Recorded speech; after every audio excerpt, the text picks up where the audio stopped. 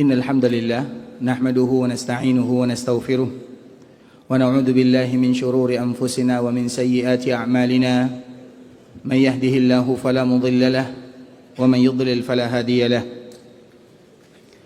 أشهد أن لا إله إلا الله وحده لا شريك له وأشهد أن محمدا عبده ورسوله لا نبي بعد أما بعد يا أيها الذين آمنوا اتقوا الله حق تقاته ولا تموتن إلا وأنتم مسلمون يا أيها الناس اتقوا ربكم الذي خلقكم من نفس واحدة وخلق منها زوجها وبث منهما رجالا كثيرا ونساء واتقوا الله الذي تساءلون به والأرحام إن الله كان عليكم رقيبا يا أيها الذين آمنوا اتقوا الله وقولوا قولا سديدا يصلح لكم أعمالكم ويغفر لكم ذنوبكم ومن يطع الله ورسوله فقد فاز فوزا عظيما أما بعد فإن أصدق الحديث كتاب الله وخير الهدي هدي محمد صلى الله عليه وسلم وشر الأمور محدثاتها فإن كل محدثة بدعة وكل بدعة ضلالة. إخوة الإسلام saudara kaum muslimin, kaum muslimat, ikhwani, akhawati, rahimani wa rahimakumullah. Alhamdulillah, kita selalu bersyukur kepada Allah Subhanahu wa taala.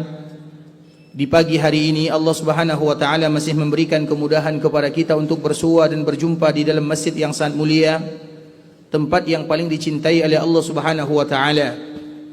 Dan ketika kita berada di tempat yang paling dicintai oleh Allah Subhanahu wa taala, maka itu merupakan di antara kemuliaan dan bonus dari Allah Subhanahu wa taala kepada hamba. Karena memang Nabi SAW menyebutkan, barang siapa yang datang ke rumah Allah kemudian mereka beribadah di sana, maka mereka adalah orang-orang yang telah menjadinya tamu Allah Subhanahu wa taala. Menjadi tamu Allah Subhanahu wa taala itu merupakan sebuah kemuliaan yang sangat indah, dan merupakan di antara salah satu yang akan didapatkan oleh seorang hamba yang menjadi tamu Allah, agar Allah Subhanahu wa taala memberikan kemuliaan di atas kemuliaan kepada mereka semua. Dan semoga Allah Subhanahu wa taala memberikan kemuliaan tersebut kepada kita. Kemudian salawat beriringkan salam semoga senantiasa tercurahkan buat junjungan alam Nabi kita yang mulia, uswah dan qudwah kita bersama, Muhammad bin Abdullah sallallahu alaihi wasallam.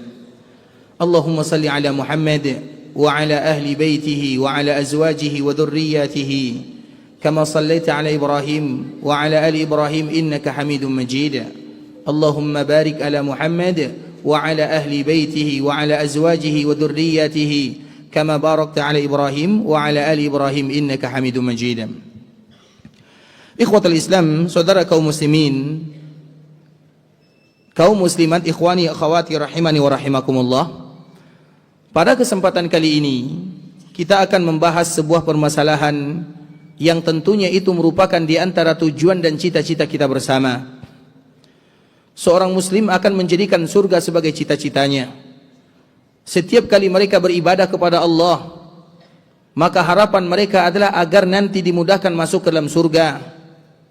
Dan di antara salah satu cara mudah kita masuk ke dalam surga adalah dengan aset-aset yang kita tinggalkan di dunia.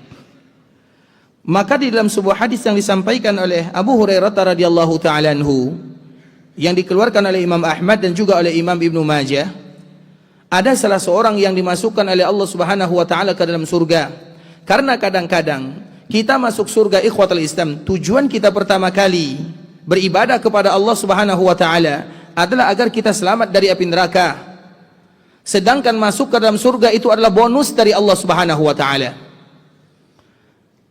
Sehingga Nabi sallallahu alaihi wasallam menyebutkan lan yadkhula ahadakumul jannah bi'amali. Tidak ada salah satu di antara kalian yang masuk surga dengan amalannya. Artinya kita masuk surga bukan karena amalan. Amalan kita terlalu sedikit. Dan nikmat yang Allah berikan terlalu banyak. Pernah ada salah satu kisah yang disebutkan tentang Israiliyat atau orang-orang terdahulu. Nabi menyebutkan ada orang terdahulu, mereka beribadah kepada Allah. Dan mereka beribadah lebih kuat dari kita. Umurnya lebih panjang, ibadahnya lebih banyak, kekuatannya berlebih. Sedangkan kita itu umurnya singkat, ibadahnya santai, lain dari umat sebelumnya. Orang-orang terdahulu ikhwatul Islam beribadah 200 tahun, 300 tahun, biasa. Kalau kita duduk di masjid 1 jam, sudah mulai mengantuk. Itu perbedaannya. Sehingga dia beribadah 100 tahun, 200 tahun. Kemudian dia meninggal. Dipanggil oleh Allah Subhanahu wa taala. Dan Allah Subhanahu wa taala menyebutkan, masuklah kamu ke dalam surga karena rahmat dan kasih sayangku. Dikala orang ini mendengarkan kalimat Allah, masuklah kamu ke dalam surga karena karunia, kasih sayang, keutamaanku, maka dia mengatakan, ya Allah, masukkan aku ke dalam surga karena amalan yang aku lakukan. Karena dia beribadah 200 tahun, bukan waktu yang singkat. Berkorban 200 tahun lamanya. Kemudian ikhwatul Islam, Allah kembali mengatakan, masuklah kamu ke dalam surga karena karunia dan kasih sayangku. Maka orang ini kembali mengulang, ya Allah, masukkan aku ke dalam surga karena amalan yang aku lakukan. Kemudian dikala orang ini ngotot ingin masuk surga karena amalan yang dia lakukan, maka di saat itulah Allah mulai hitung-hitungan. Kalau Allah sudah mulai hitung-hitungan, itu adalah awal daripada bencana dan malapetaka. Makanya disebutkan di dalam hadis Nabi sallallahu alaihi wasallam, man husiba udzib. Siapapun yang kalau sudah dihitung-hitung, maka pasti akan diazab. Apa maknanya? Barang siapa yang dihisab, maka diazab. Itu hitung-hitungan namanya. Kalau sudah mulai dihitung-hitung oleh Allah Subhanahu wa taala, itu adalah awal daripada bencana. Man husiba udzib. Siapapun yang dihisab, artinya siapapun yang dihisab oleh Allah, maka itu adalah tanda dia akan diazab. Makanya kita selalu meminta kepada Allah masuk ke dalam surga karena rahmat Allah, kasih sayang Allah, kemuliaan Allah, bukan karena amalan. Amalan hanya sekedar penyebab, dan amalan pun kita tidak akan bisa melakukannya kecuali karena Allah Subhanahu wa taala. Tidak mungkin kita datang ke sini waktu yang kurang, misalnya hujan, kemudian kita datang ke masjid, yang disampaikan itu-itu saja, tapi tujuan kita ingin beribadah, duduk mendapatkan pahala, mendatangkan keberkahan dari Allah Azza wa Jalla. Dan itu semua Allah yang menggerakkan kita untuk melakukan yang demikian. Makanya amalan itu sendiri adalah taufik dari Allah Subhanahu wa taala. Begitu juga dengan surga. Sehingga dikala sudah mulai hitung-hitungan, maka Allah pun menghitung semua nikmat yang diberikan kepadanya. Kemudian dilihat salah satu nikmat diukur dengan ibadah 200 tahun, tidak ada apa-apanya. Kalau sudah mulai hitung-hitungan, maka tidak akan ada di antara kita yang selamat. Di saat itulah dia pun dimasukkan oleh Allah Subhanahu wa taala ke dalam api neraka. Kenapa? Karena dia mengatakan, masukkan aku ke dalam surga karena amalan. Sehingga dari sini Nabi menyebutkan, tidak ada di antara kalian yang masuk surga karena amalnya, tapi karena taufik dari Allah Subhanahu wa taala, karena karunia dari Allah Subhanahu wa taala. Maka oleh karena itulah perbanyaklah meminta masuk ke dalam surga Allah Subhanahu wa taala, bi fadlika wa karamika wa ihsanika wa judika ya akramal akramin. Ya Allah, masukkan kami ke dalam surga karena karuniamu, karena kasih sayangmu, karena taufikmu, karena kemurahanmu. Itu semua merupakan di antara kalimat-kalimat yang diucapkan oleh seorang hamba ketika mereka ingin masuk ke dalam surga Allah Subhanahu wa taala. Tapi ikhwatul Islam, dan di antara salah satu cara mudah kita masuk ke dalam surga Allah Subhanahu wa taala adalah dengan aset yang terindah. Dan di antara aset yang terindah adalah keturunan yang ditinggalkan atau yang dititipkan oleh Allah Subhanahu wa taala. Makanya anak-anak, keturunan itu merupakan di antara bonus dari Allah Subhanahu wa taala. Banyak di antara manusia yang diberikan keturunan, ada pula di antara mereka yang tidak diberikan keturunan. Ada pula di antara mereka yang berikan keturunan tapi tidak sesuai dengan yang diinginkan.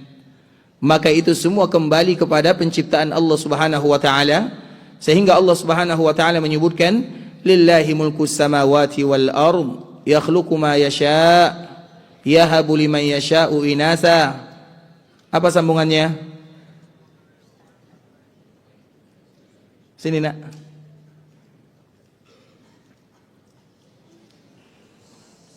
Coba baca ayatnya nak. A'udzubillah. أعوذ بالله من الشيطان الرجيم لله ملك السماوات والأرض يخلق ما يشاء يهب لمن يشاء إناثا ويهب لمن يشاء الذكور أو يزوجهم ذكرانا وإناثا ويجعل من يشاء عقيما إنه عليم قدير. Artinya, dan hanya untuk Allah lah kerajaan langit dan bumi. terus.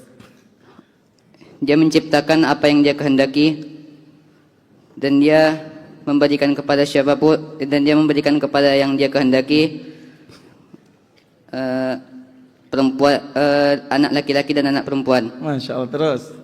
Atau dia menggabungkan antara keduanya, yaitu laki-laki dan perempuan, dan dia menjadikan siapa saja mandul. Masya Allah. Sesungguhnya dia adalah Maha yang mengetahui dan Maha kuasa. Masya Allah, silakan ambil hadiahnya nak. Berapapun yang kamu mau ambillah. Masya Allah, barakallahu fiik. Cukup satu untuk ayahnya, untuk ibunya. Masya Allah, barakallahu fiik. Baik ya. Kalau hafalan semuanya hafal ya, tapi makna Masya Allah, Allahumma barik. Itu merupakan konsep yang disebutkan oleh Allah Subhanahu wa taala dalam kehidupan dunia. Setiap kita punya cerita. Ada di antara kita yang punya anak laki-laki saja. Ada di antara kita punya anak perempuan sahaja. Ada di antara kita punya anak laki-laki dan perempuan. Ada pula di antara kita yang tidak punya, diberikan keturunan oleh Allah Subhanahu wa taala. Nah, sebelum kita menyebutkan hadis ini, ikhwatul Islam, masalah keturunan anak itu merupakan di antara karunia dari Allah Subhanahu wa taala. Dan itu merupakan di antara jalan pintas kita masuk ke dalam surga Allah Subhanahu wa taala. Makanya dikatakan yuqalul wildan yaumal qiyamah. Anak-anak itu, terutama mereka yang taat kepada Allah Subhanahu wa taala, yuqalul wildan yaumal qiyamah udkhulul jannah. Wahai anak-anak, masuk kalian ke dalam surga. Qal fayaquluna ya Rabb hatta yadkhula abauna wa ummahatuna. Ya Allah, kami tidak mau. Allah perintahkan mereka masuk surga, namun mereka tidak mau. Tidak mau bukan karena tidak ingin masuk, tapi mereka mengatakan kami tidak bisa masuk ke dalam surga sampai kami membawa ayah dan ibu kami. Makanya anak-anak itu, ikhwatul Islam, adalah aset terindah. Dan nanti akan kita jelaskan anak siapa.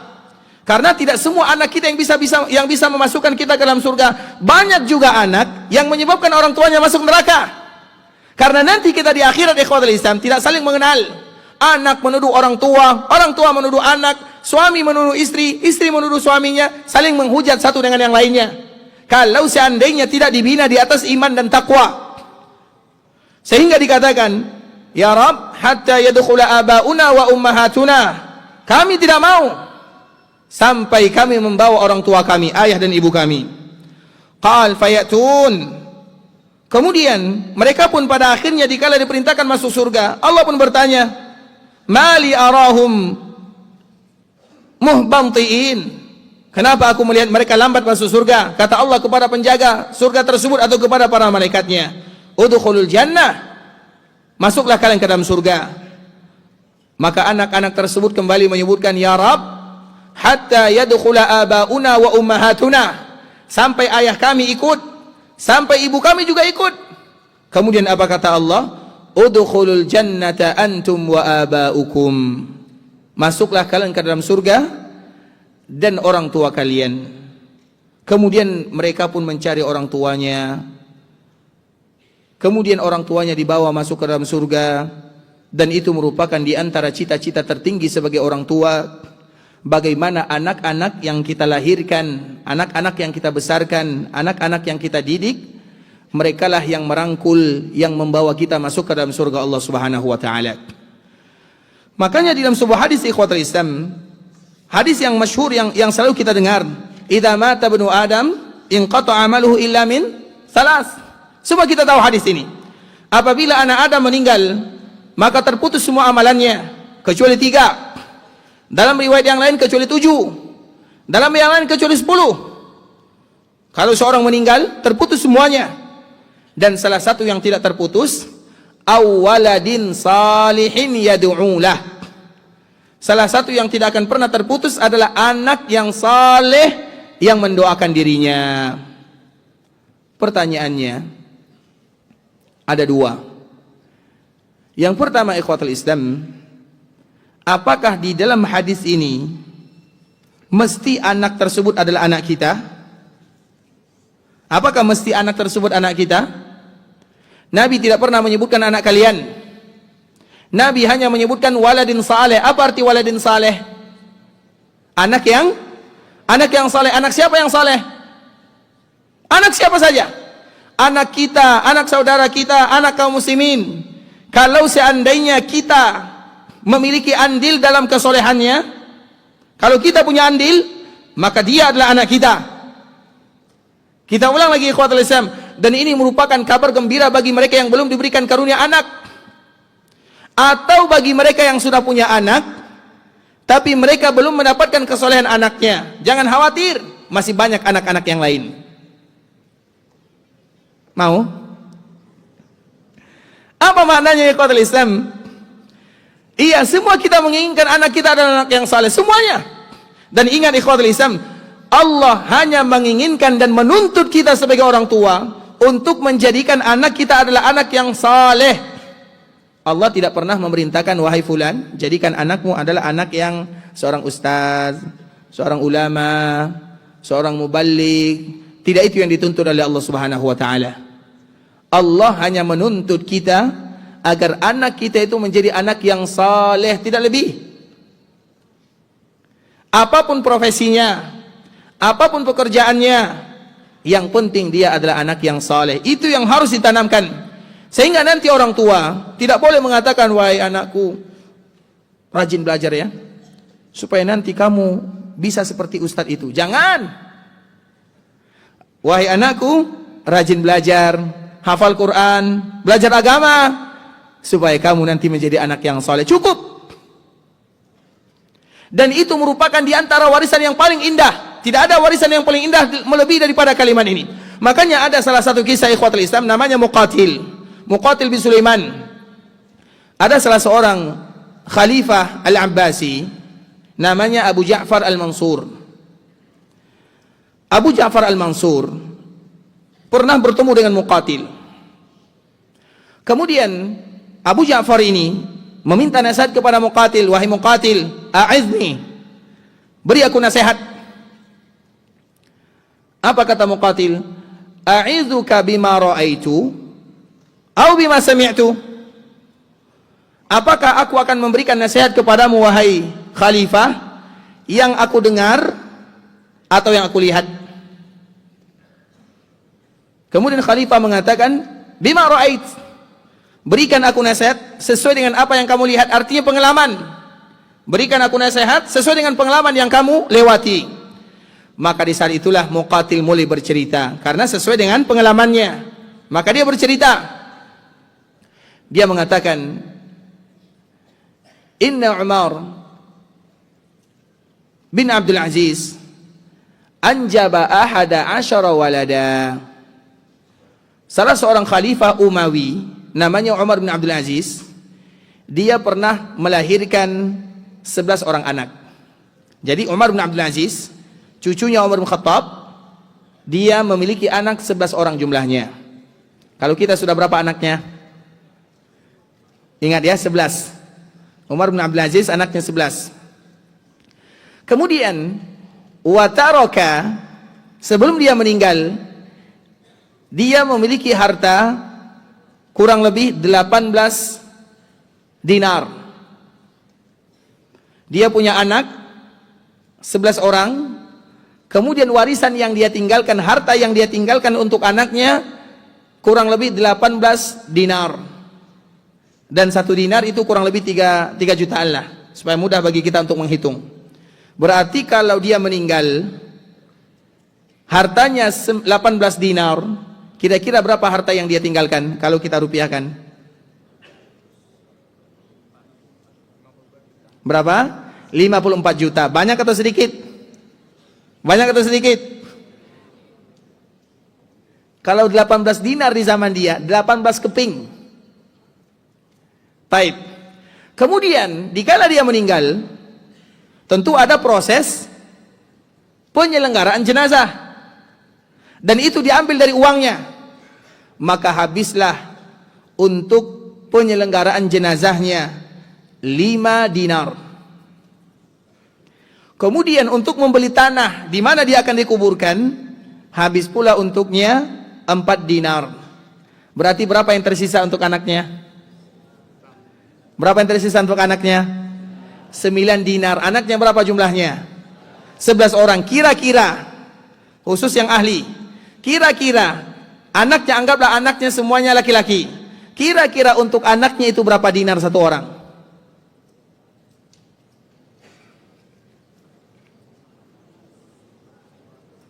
Ini bagian warisan ya.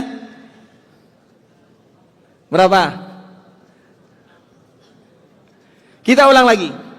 Dia meninggalkan 18 dinar. 5 dinar untuk pengurusan jenazah, untuk kain kafan dan yang semisalnya. 4 dinar untuk pembelian tanah, untuk dikuburkan. 9 dinar yang tersisa, anaknya ada 11.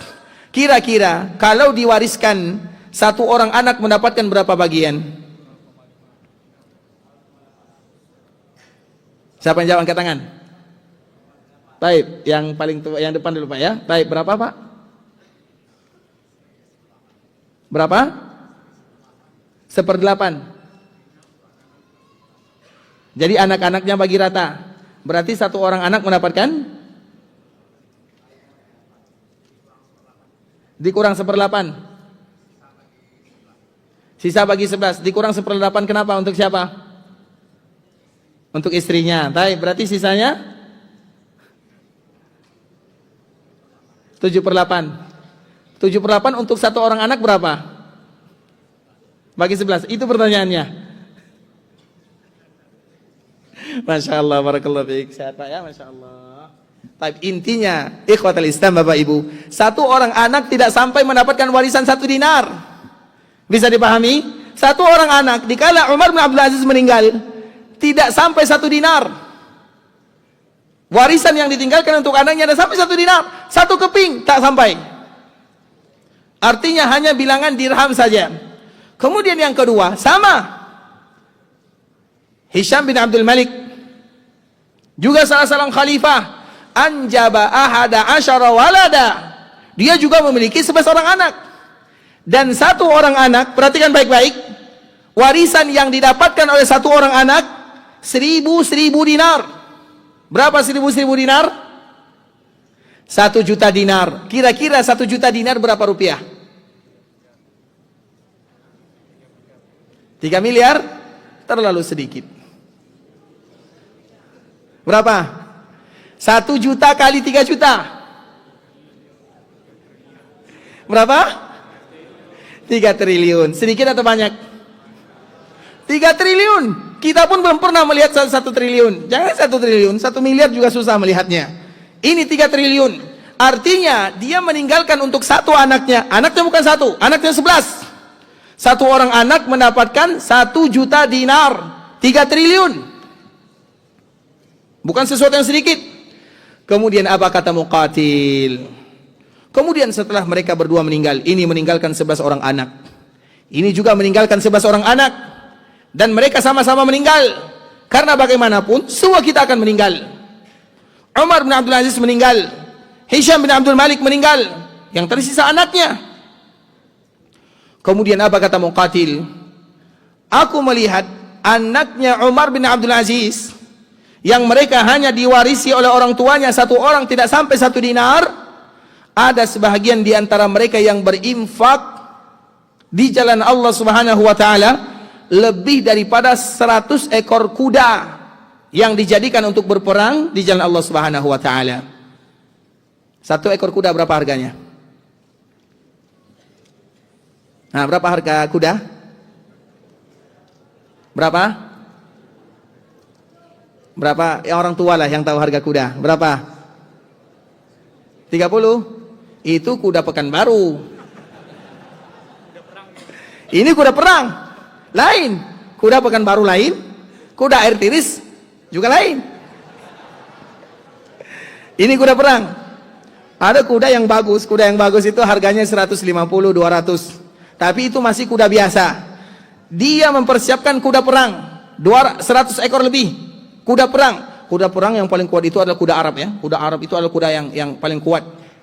Nah, itu harganya bisa jadi 300, 400 kuda perang dijadikan untuk perang kali 100. Begitulah jumlah dia bersedekah.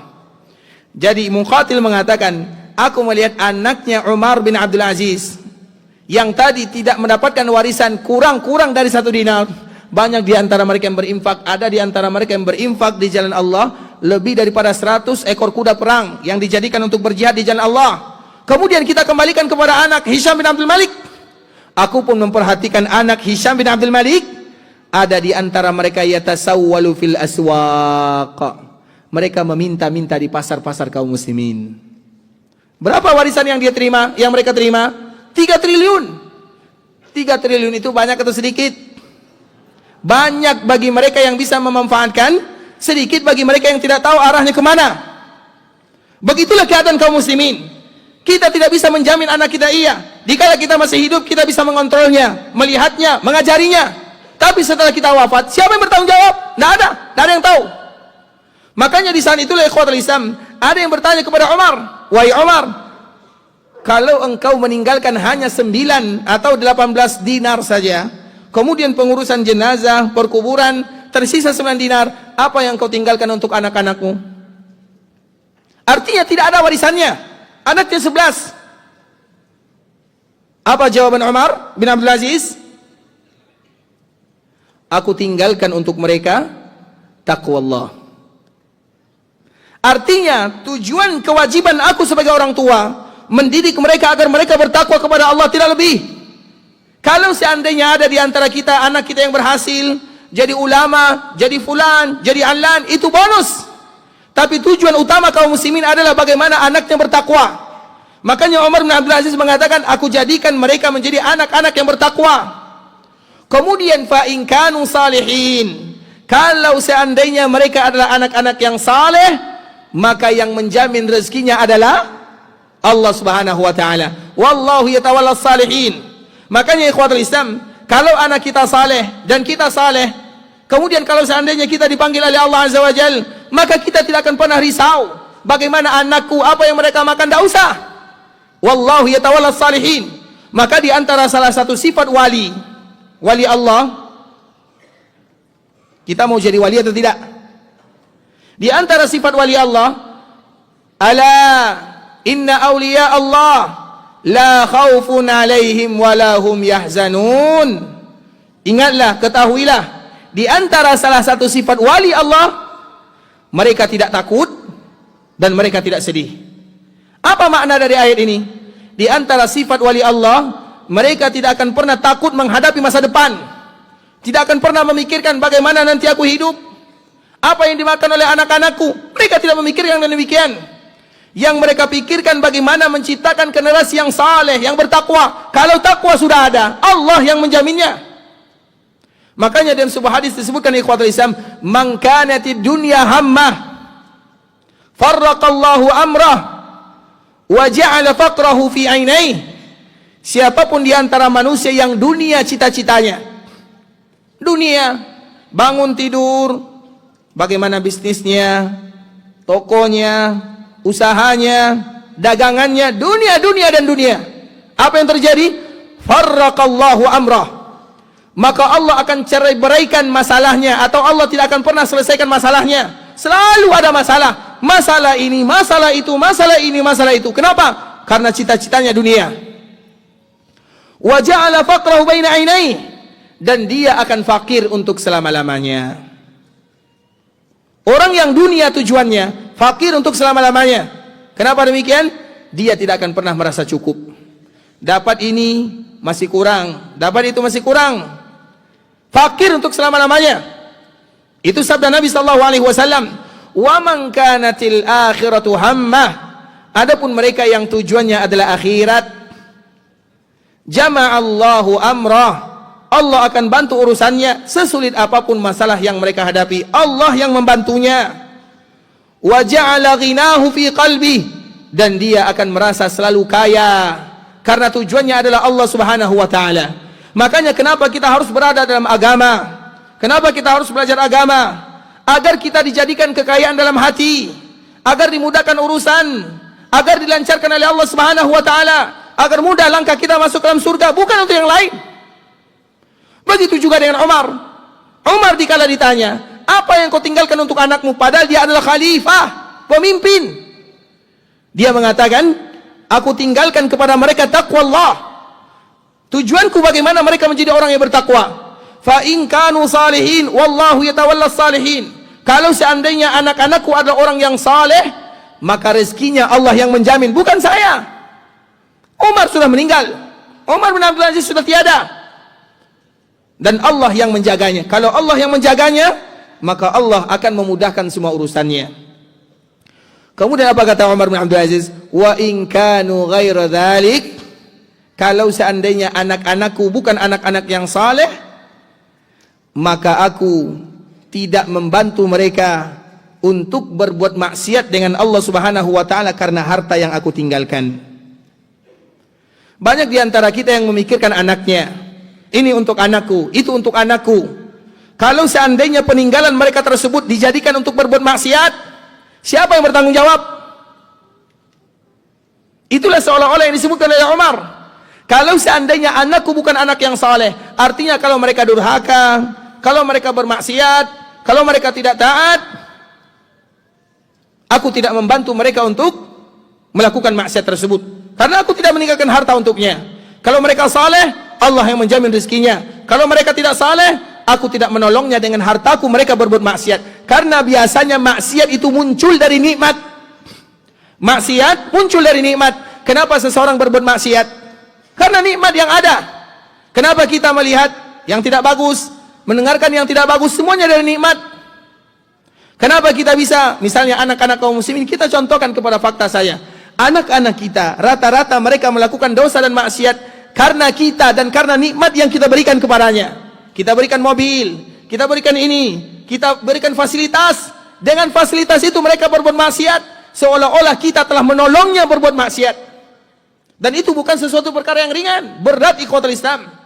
Tidak diberikan salah, diberikan juga salah, serba salah jadinya. Oleh karenanya kita ambil nasihat dari istilah anak dan ayah. Kalau seandainya kita tidak bangun di atas takwa kepada Allah Subhanahu wa taala, makanya kita kembalikan kepada hadis Nabi sallallahu alaihi wasallam, "Idza mata banu Adam, inqata 'amaluhu illa min thalath." Kalau anak Adam itu meninggal, semuanya terputus kecuali 3. Dan di antara salah satu yang 3 tersebut, awwaladin salihin yad'ulah, atau anak yang saleh yang mendoakan dirinya.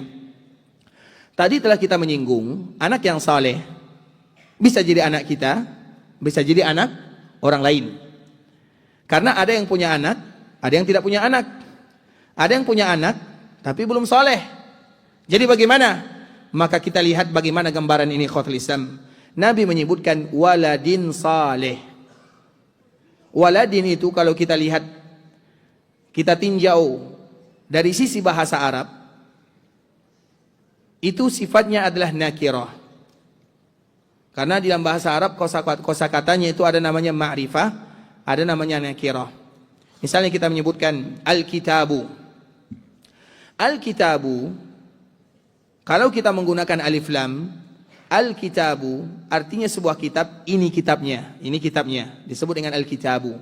Maka kalimat itu disebut dengan ma'rifah. Kalau kita hilangkan alif lamnya, kitabun, maka artinya adalah sebuah kitab. Kitab yang mana? Kita tidak tahu.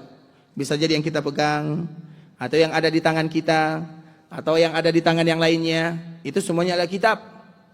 Maka disebut dengan nakirah. Nakirah itu artinya sesuatu yang tidak tahu. Makanya di dalam perkuburan ada namanya malaikat mungkar dan nakir. Disebut dengan mungkar karena kita tidak pernah kenal, kita tidak pernah tahu.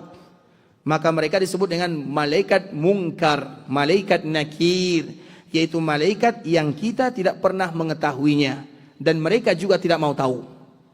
Yang mereka ingin tahu, kita bisa menjawabnya. Karena di dalam perkuburan tidak ada orang dalam di sana. Kalau kita salah jawab, mereka tidak kenal. Makanya disebut dengan mungkar. Tidak ada penghubung antara kita dengan mereka. Tugas mereka bertanya, tugas kita menjawab, siapapun kita. Kalau bisa, selamat. Kalau tidak bisa, dipukul. Maka disebut dengan mungkar. Makanya jangan coba-coba ya. Man rabbuka fulan. Jawaban-jawaban seperti ini adalah jawaban orang-orang yang mempermainkan malaikat mungkar. Nanti mereka baru tahu kalau mereka berada dalam perkuburan. Makanya disebut dengan malaikat mungkar. Mungkar itu artinya sesuatu yang kita tidak tahu. Mungkar, nakir. Sama dengan amar ma'ruf, nahi mungkar. Ma'ruf, amar ma'ruf saling memerintahkan kepada yang ma'ruf. Ma'ruf itu apa? Sesuatu yang kita ketahui, kebaikannya kita tahu. Kemudian nahi mungkar, melarang kepada yang mungkar, sesuatu yang aneh. Karena kebaikan itu semua orang tahu kebaikan. Kebaikan itu adalah fitrah. Kejahatan itu adalah di luar fitrah. Mungkar, asing. Itu disebut dengan mungkar. Maka di dalam bahasa Arab ada juga namanya nakirah. Nakirah itu arti sifatnya nakirah, tidak tahu. Maka di antara salah satu tandanya tidak ada alif lamnya. Nah, kita kembalikan kepada hadis Nabi. Nabi menyebutkan waladin salihin. Itu nakirah atau ma'rifah? Nakirah atau ma'rifah? Kenapa nakirah? Kenapa nakirah? Karena tidak ada alif lamnya. Artinya di sini atau anak yang saleh. Anak siapa kira-kira? Umum. Disitulah akan kita bahas ikhwatul Islam. Anak di sini artinya adalah anak yang umum. Maka keluarlah sebuah kisah yang sangat indah. Ada salah seorang ulama namanya Imam Abu Hanifah, Nu'man bin Thabit rahimahullahu ta'ala. Kenal kita dengan Imam Abu Hanifah? Imam Abu Hanifah adalah imam yang masyhur. Imam Abu Hanifah namanya Nu'man bin Thabit. Lahir pada tahun 80 Hijriah, meninggal pada tahun 150 Hijriah. Imam Abu Hanifah adalah imam yang lain dari yang lain. Imam Malik, dia terkenal menjadi seorang imam, menjadi seorang ulama mazhab karena tulisannya, karena Al-Muwatta. Imam Syafi'i terkenal dengan ulamanya, keimamannya, karena dia bergelut di bidang fikih. Keluarlah kitabnya yang bernama Ar-Risalah, dan juga kitab-kitab yang lainnya. Begitu juga dengan Imam Ahmad yang terkenal dengan hadisnya Musnad Imam Ahmad. Nah, Imam Abu Hanifah terkenal dengan apanya? Terkenal dengan apa? Ada yang tahu? Imam Ahmad terkenal dengan musnadnya. Imam Syafi'i terkenal dengan Ar-Risalah wal Imam Malik terkenal dengan Al-Muwatta. Imam Abu Hanifah terkenal dengan apa? Siapa yang jawab? Angkat tangan. Dengan ilmu qiyas fikih. Jangan asal-asal tuduh ya. Betul nih. Dari mana kita tahu kalau ilmunya itu ilmu qiyas fikih? Banyak fatwa yang beliau sampaikan. Fatwanya dari mana kita dapatkan? Bisa dipahami pertanyaannya? Imam Ahmad kita tahu bagaimana fatwanya dari musnadnya, dari kitab yang beliau tinggalkan. Imam Syafi'i dari kitabnya Risalah wal Imam Malik dari Al-Muwatta'nya. Imam Abu Hanifah dari mana? Iya, dari fikihnya, ahlur ra'yinya. Tapi dari mana? Itu pertanyaannya. Baik. Dari kitab Riyadhus Shalihin. Masya Allah.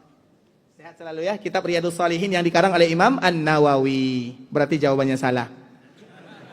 Riyadhus Shalihin Nawawi kan? Nyambung tidak Nawawi dengan Abu Hanifah? Abu Hanifah 150 Hijriah, Nawawi 676 Hijriah. Berapa abad selisihnya? Baik, Masya Allah. Berarti salah ya? Baik. Terkenal dengan apa? Silakan. Ini juga yang tadi yang jawab ya, Masya Allah. Masya Allah. Barakallahu fiik. Sekarang pertanyaan yang ketiga ini wajib benar ya. Baik. Terkenal dengan apa? Siapa yang jawab? Baik, silakan nak. Al-Fiqhul Akbar. Siapa yang menulis? Imam Abu Hanifah. Tebal atau tipis? Tipis saja. Berarti terkenal dengan apa? Imam Abu Hanifah terkenal dengan anak angkatnya. Cerita kita, pembahasan kita. Awaladin salihin yad'ulah. Atau anak yang saleh yang mendoakan dirinya. Imam Abu Hanifah tidak sama dengan yang lain. Yang lain terkenal dengan kitabnya, tulisannya, karangannya. Itu yang mereka tinggalkan. Imam Abu Hanifah karangannya kecil-kecil. Al-Fiqhul Akbar, kecil sekali, berkaitan dengan akidah. Itu pun para ulama mereka yang mengatakan betul itu ditulis Imam Abu Hanifah atau tidak betul. Terlepas daripada itu semua, lain dari yang lain. Tapi yang beliau tinggalkan adalah anak angkatnya. Siapa anak angkatnya? Anak angkat itulah yang menulis perkataannya. Anak angkat itulah yang mendoakan dirinya. Anak angkat itulah yang mewariskan semua ilmunya. Dan anak angkat itulah yang menyebarkan mazhabnya. Bukan anak kandungnya, anak angkatnya. Siapa anak angkatnya? Anak angkatnya cari sendiri. Nanti kita sebutkan ceritanya agar kita tahu bahwa kita itu ikhwatul Islam, kesempatan bagi kita untuk menciptakan anak yang soleh banyak. Yang ada anak bisa, yang tidak anak juga bisa. Yang ada anak tapi belum soleh, cari anak yang lain, banyak kesempatannya. Imam Abu Hanifah, dia adalah salah seorang pedagang. Dan dia adalah salah seorang yang berlebih, artinya yang kaya dari yang lain. Imam Malik biasa. Imam Syafi'i juga biasa. Imam Ahmad juga demikian keadaannya. Tapi kalau Imam Abu Hanifah itu kaya. Dan dia seorang pedagang. Dan perdagangan ini diwariskan dari orang tuanya. Namun dia tidak pernah dilalaikan dari belajar agama. Karena Imam Abu Hanifah itu cerdasnya luar biasa. Kemudian ikhwatul Islam, dikala di pasar, dia menemukan ada seorang ayah dan anak. Anak ini adalah anak yang cerdas. Dilihat oleh Imam Abu Hanifah, anak ini adalah anak yang luar biasa cerdasnya. Kemudian Imam Abu Hanifah datang kepada ayahnya. Wahai fulan, anakmu ini Masya Allah pintar, cerdas. Kenapa engkau tidak menyuruh dia belajar agama, belajar fikih, duduk di masjid, duduk di para ulama, di kakinya para ulama? Apa jawaban ayahnya? Wahai imam, wahai Abu Hanifah, kalau seandainya aku suruh anakku belajar agama, siapa yang menolong diriku berjualan, berdagang di pasar? Siapa? Karena betapa banyak anak-anak kaum muslimin, mereka tidak bisa sekolah, bukan karena tidak mau sekolah, tapi karena membantu orang tuanya. Ekonominya tidak memungkinkan mereka untuk sekolah. Salah satunya dia. Ayahnya mengatakan, kalau anakku duduk di masjid, belajar agama, siapa yang menolong diriku di pasar? Aku sudah tua, tidak lagi bisa aktif bekerja. Imam Abu Hanifah tidak bisa menjawabnya. Kemudian Imam Abu Hanifah langsung pergi seperti biasa mengajarkan fikihnya atau di masjid. Karena Kufah itu dulu terkenal dengan generasi-generasi yang mengkader para ulama. Dan di situ adalah muridnya Imam Abdullah bin Mas'ud. Abdullah bin Mas'ud, ilmu-ilmu yang ada di Kufah itu kembali kepada Abdullah bin Mas'ud. Karena Abdullah bin Mas'ud dikala Nabi wafat, beliau pindah ke Kufah. Kemudian dia belajarkan agama di sana. Dan salah satu yang lahir dari Kufah adalah Imam Abu Hanifah. Kemudian ikhwatul Islam, keesokan harinya Imam Abu Hanifah ini penasaran, anak ini terlalu disia-siakan, itulah bahasanya. Tapi karena keadaan tidak membuat dia atau tidak memungkinkan dia untuk belajar, harus menghabiskan waktunya di pasar membantu orang tuanya. Dan di situ tidak ada yang salah. Tapi kita yang yang diberikan rezeki oleh Allah punya pengertian. Maka di saat itulah Abu Hanifah kembali bertanya, wahai fulan, kenapa engkau tidak membiarkan anakmu belajar, duduk di halaqah, menghafal Al-Quran, menghafal hadis-hadis Nabi? Karena saya lihat dia punya potensi yang sangat luar biasa. Maka jawaban ayahnya sama. Kalau anakku belajar, siapa yang menolong diriku di pasar? Kemudian Abu Hanifah, dia bertanya kepada orang tua tersebut, wahai fulan, kalau seandainya anakmu ini menolongmu satu hari, berapa yang bisa dihasilkan oleh anakmu? Berapa satu hari?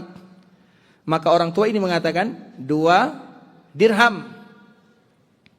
Artinya anakku dikala bekerja bisa menghasilkan 2 dirham. 2 dirham mahal atau tidak?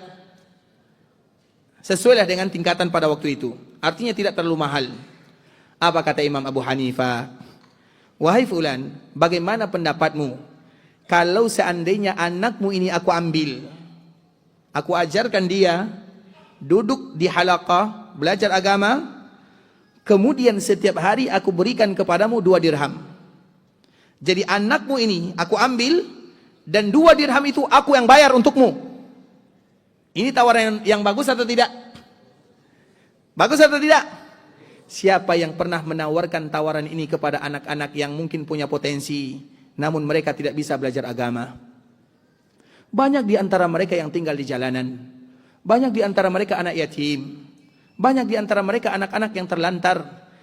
Apakah tidak ada di antara kita yang bisa memberikan tawaran sebagaimana tawaran Imam Abu Hanifah kepada fulan ini, kepada anak kecil ini?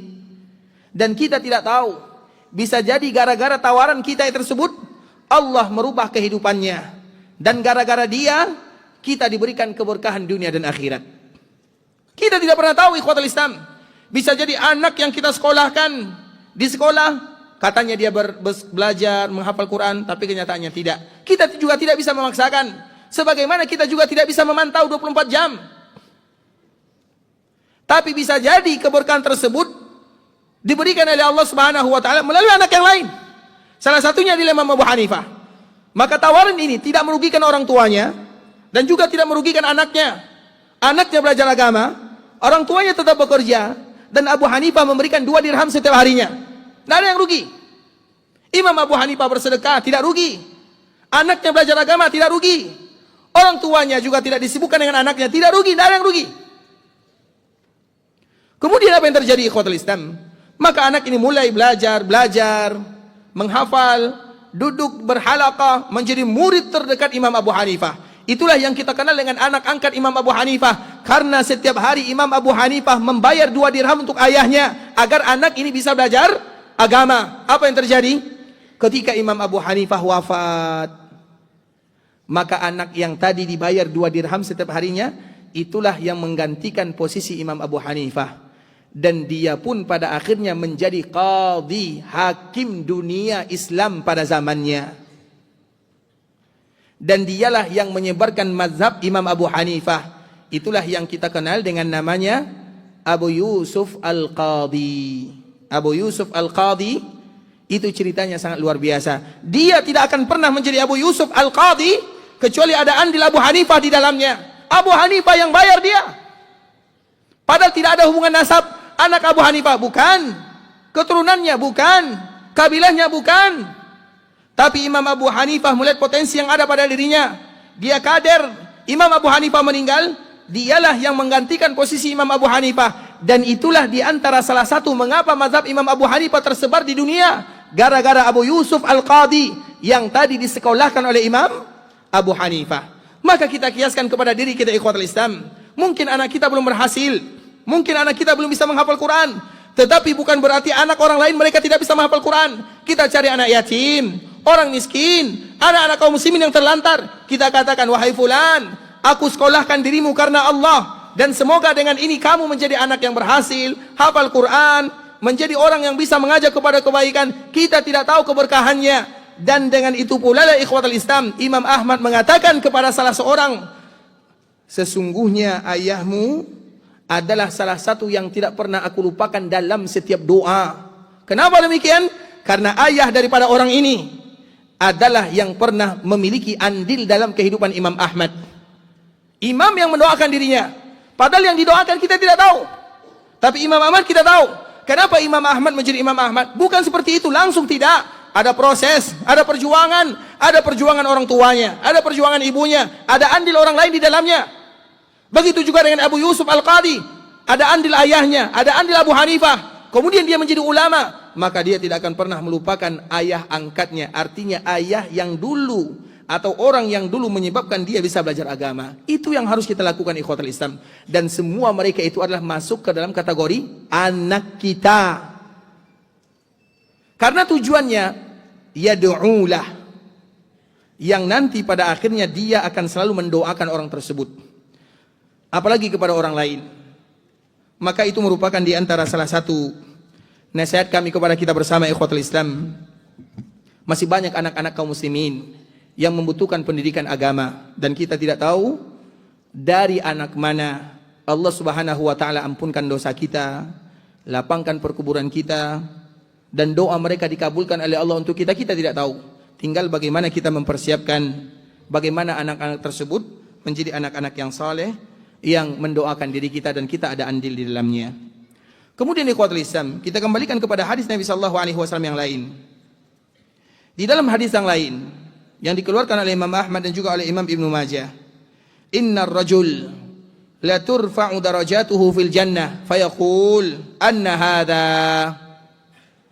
Ada salah seorang yang dikala dia masuk ke dalam surga, dia diberikan kemuliaan oleh Allah Subhanahu wa taala. Maka dia pun bertanya, anna hadha, ya Allah, kenapa engkau berikan kepadaku kemuliaan seperti ini? Apa jawaban Allah Subhanahu wa taala? Bistighfari waladika lak. Di antara salah satu penyebab seorang orang tua dimuliakan oleh Allah Subhanahu wa taala adalah karena istighfar anak-anaknya. Sama dengan pembahasan yang tadi telah kita jelaskan masalah Umar bin Abdul Aziz. Jadi yang terpenting itu ikhwatul Islam, bagaimana kita tidak meninggal kecuali kita meninggalkan anak-anak yang saleh. Maka dari situlah kita mengenal ada kewajiban yang harus dilakukan oleh orang tua kepada anak-anaknya. Bagaimana supaya nanti mereka menjadi anak-anak yang saleh. Dan kita ingat ya, ada salah satu yang diabadikan oleh Allah Subhanahu wa taala dalam surah Al-Kahfi, surat yang dianjurkan bagi kita membacanya. Ayat ini sangat indah. Ketika Allah bercerita tentang Nabi Musa dan Khidir. Ketika Allah bercerita tentang Nabi Musa dan Khidir. Nabi Musa adalah Nabi Ulul Azmi. Khidir juga seorang nabi. Tapi sebagian para ulama menyebutkan dia adalah orang yang saleh. Mana yang paling mulia antara Nabi Musa dan Khidir? Antara Nabi Musa dengan Nabi Khidir, mana yang paling mulia? Siapa? Jawabannya kedua-duanya sama-sama mulia. Mereka sama-sama mulia. Kenapa demikian? Karena ketika mereka bertemu, Nabi Khidir mengatakan, wahai Musa, sesungguhnya aku memiliki ilmu yang kamu tidak punya, dan engkau punya ilmu yang aku tidak punya. Berarti siapa yang paling mulia? Sama-sama mulia. Kemudian ikhwatul Islam, Nabi Musa diperintahkan oleh Allah Subhanahu wa taala untuk bertemu dengan Khidir. Dan Khidir itu sebagaimana tadi yang kita sebutkan, ada yang menyebutkan salah seorang ulama, ada yang menyebutkan dia adalah seorang wali, ada yang menyebutkan dia seorang nabi. Terlepas daripada itu semua, ini merupakan di antara bentuk Allah memberikan pengajaran kepada Nabi Musa. Karena Nabi Musa itu pernah ditanya tentang suatu ilmu. Kemudian Nabi Musa mengatakan, aku tidak tahu orang yang paling mengetahui dibandingkan dengan diriku. Maka Allah memberikan pelajaran, wahai Musa, sesungguhnya di sana ada seorang hamba yang lebih tahu daripada dirimu. Karena memang kita tidak boleh menasabkan apapun kepada diri kita. Kita pintar, jangan katakan saya pintar karena saya tidak. Kita kaya, jangan katakan saya kaya karena saya tidak. Kita diberikan kemurahan-kemudahan, jangan katakan ini karena saya tidak. Semuanya kembalikan kepada Allah Subhanahu wa taala. Sehingga di antara salah satu kalimat yang paling indah diucapkan oleh seorang hamba, dinukilkan oleh Allah Subhanahu wa taala dalam kitab sucinya, hadza min fadli rabbi. Ada mobil, hadza min fadli rabbi. Ada rumah, hadza min fadli rabbi. Dagangannya laris, hadza min fadli rabbi. Punya toko, hadza min fadli rabbi. Punya anak dan keturunan, hadza min fadli rabbi. Memiliki istri yang salehah, hadza min fadli rabbi. Ada suami yang saleh, hadza min fadli rabbi. Itulah kalimat yang tidak boleh dilupakan oleh seorang muslim. Hadza min fadli rabbi. Kemudian ikhwatul Islam, Nabi Musa lupa mengucapkan kalimat ini. Dan tentunya ada hikmah di dalamnya. Dia lupa menyandarkan kepada Allah Subhanahu wa taala. Maka dari situlah Allah memberikan teguran, wahai Musa, di sana ada seorang hamba, cari dia. Kemudian Nabi Musa mencarinya, bertemu dengan Khidir. Kemudian dikala dicari, maka Nabi Musa mengatakan, wahai Khidir, aku ingin mengikuti dirimu. Maka Khidir mengatakan, engkau tidak akan sanggup. Innaka lan tastati'a ma'iya sabra. Engkau tidak akan sanggup untuk bersabar. Engkau tidak bisa. Maka Musa mengatakan, aku bisa, aku sanggup. Maka Khidir mengatakan, kalau seandainya kamu ikut kepada diriku, boleh. Tapi dengan syarat, jangan bertanya. Apapun yang aku lakukan, jangan bertanya. Maka Nabi Musa menyepakatinya, menyetujuinya. Kemudian mereka pun berjalan. Dikala berjalan, menggunakan perahu, ketika sampai, perahunya dibocorkan. Maka Nabi Musa bertanya, wahai Khidir, mereka telah menolong kita, tiba-tiba engkau merusaknya. Sama dengan kita ikhwatul Islam, kita pinjam mobil, kemudian mobil kita pinjam, kita kempeskan bannya. Kira-kira apa yang terjadi? Orang yang tidak tahu diri, itulah istilahnya. Mobil sudah dipinjamkan, tiba-tiba dirusak, dikempeskan bannya, ditusuk dengan paku misalnya dan yang semisalnya. Jadi kita tidak boleh menyalahkan Nabi Musa, karena kalau kita berada di posisi Nabi Musa, mungkin kita lebih parah daripada Nabi Musa. Nabi Musa mengatakan, dia sudah mengantar kita ke seberang lautan sana, tiba-tiba dibocorkan perahunya. Maka Khidir kembali mengingatkan, bukankah ada kesepakatan di antara kita tidak boleh bertanya? Maka Nabi Musa minta maaf, aku tidak akan bertanya lagi. Mereka kembali melanjutkan perjalanan. Di perjalanan, tiba-tiba ada anak-anak kecil yang bermain. Bermain anak-anak. Diambil oleh Khidir, dibunuh. Coba bayangkan ikhwatul Islam, dibunuh. Itu bukan perkara yang ringan. Siapa di antara kita yang bertanya? Nabi Musa bertanya.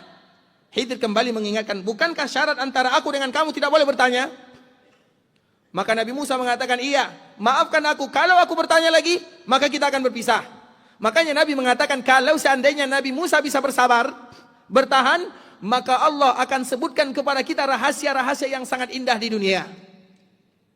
Tapi Nabi Musa tidak bisa bersabar. Jangankan Nabi Musa, kita saja tidak bisa bersabar.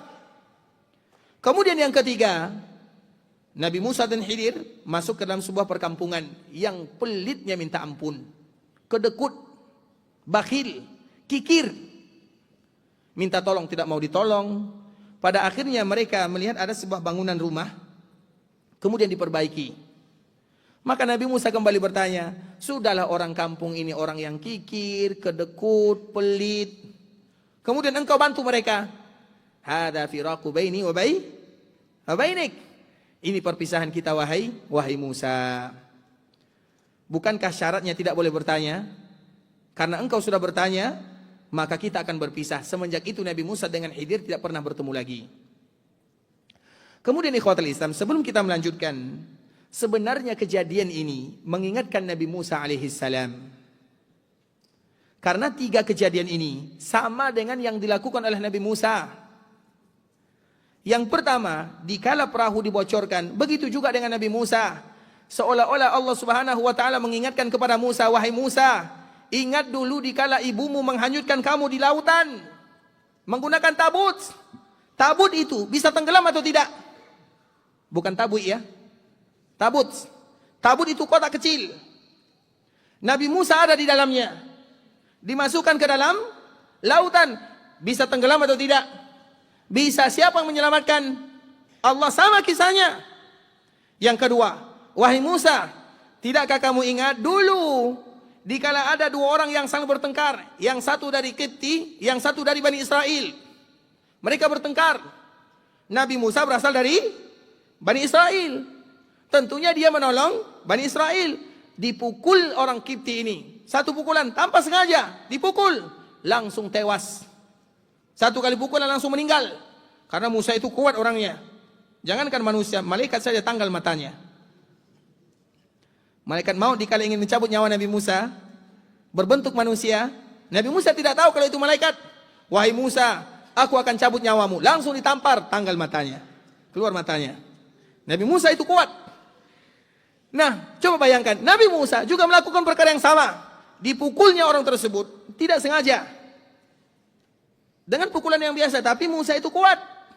Dengan satu pukulan, orang ini tewas, meninggal. Sama dengan Nabi Khidir. Kemudian yang ketiga, dulu Nabi Musa dikala meninggalkan Mesir, pergi ke sebuah daerah Madian, dia juga pernah melakukan perkara yang sama. Dia menolong tanpa meminta jasa. Jadi 3 perkara ini seolah-olah mengingatkan Nabi Musa alaihissalam. Nah, terlepas daripada itu semua ikhwatul Islam, yang ingin kami sampaikan ada 2. Yang pertama, nanti bisa kita baca sendiri. Yang kedua, Nabi Musa atau Nabi Khidir dikala bertemu dengan salah seorang anak, kemudian anak tersebut dibunuhnya. Maka tentunya Nabi Musa sebelum berpisah dengan Khidir, Khidir memberikan rahasianya. Apa kata Khidir? Wahai Musa, kalau seandainya anak ini hidup tumbuh dewasa, maka dia akan menyebabkan orang tuanya kufur kepada Allah Subhanahu wa taala. Oleh karenanya banyak pelajaran yang bisa kita ambil dari sini ikhwatul Islam.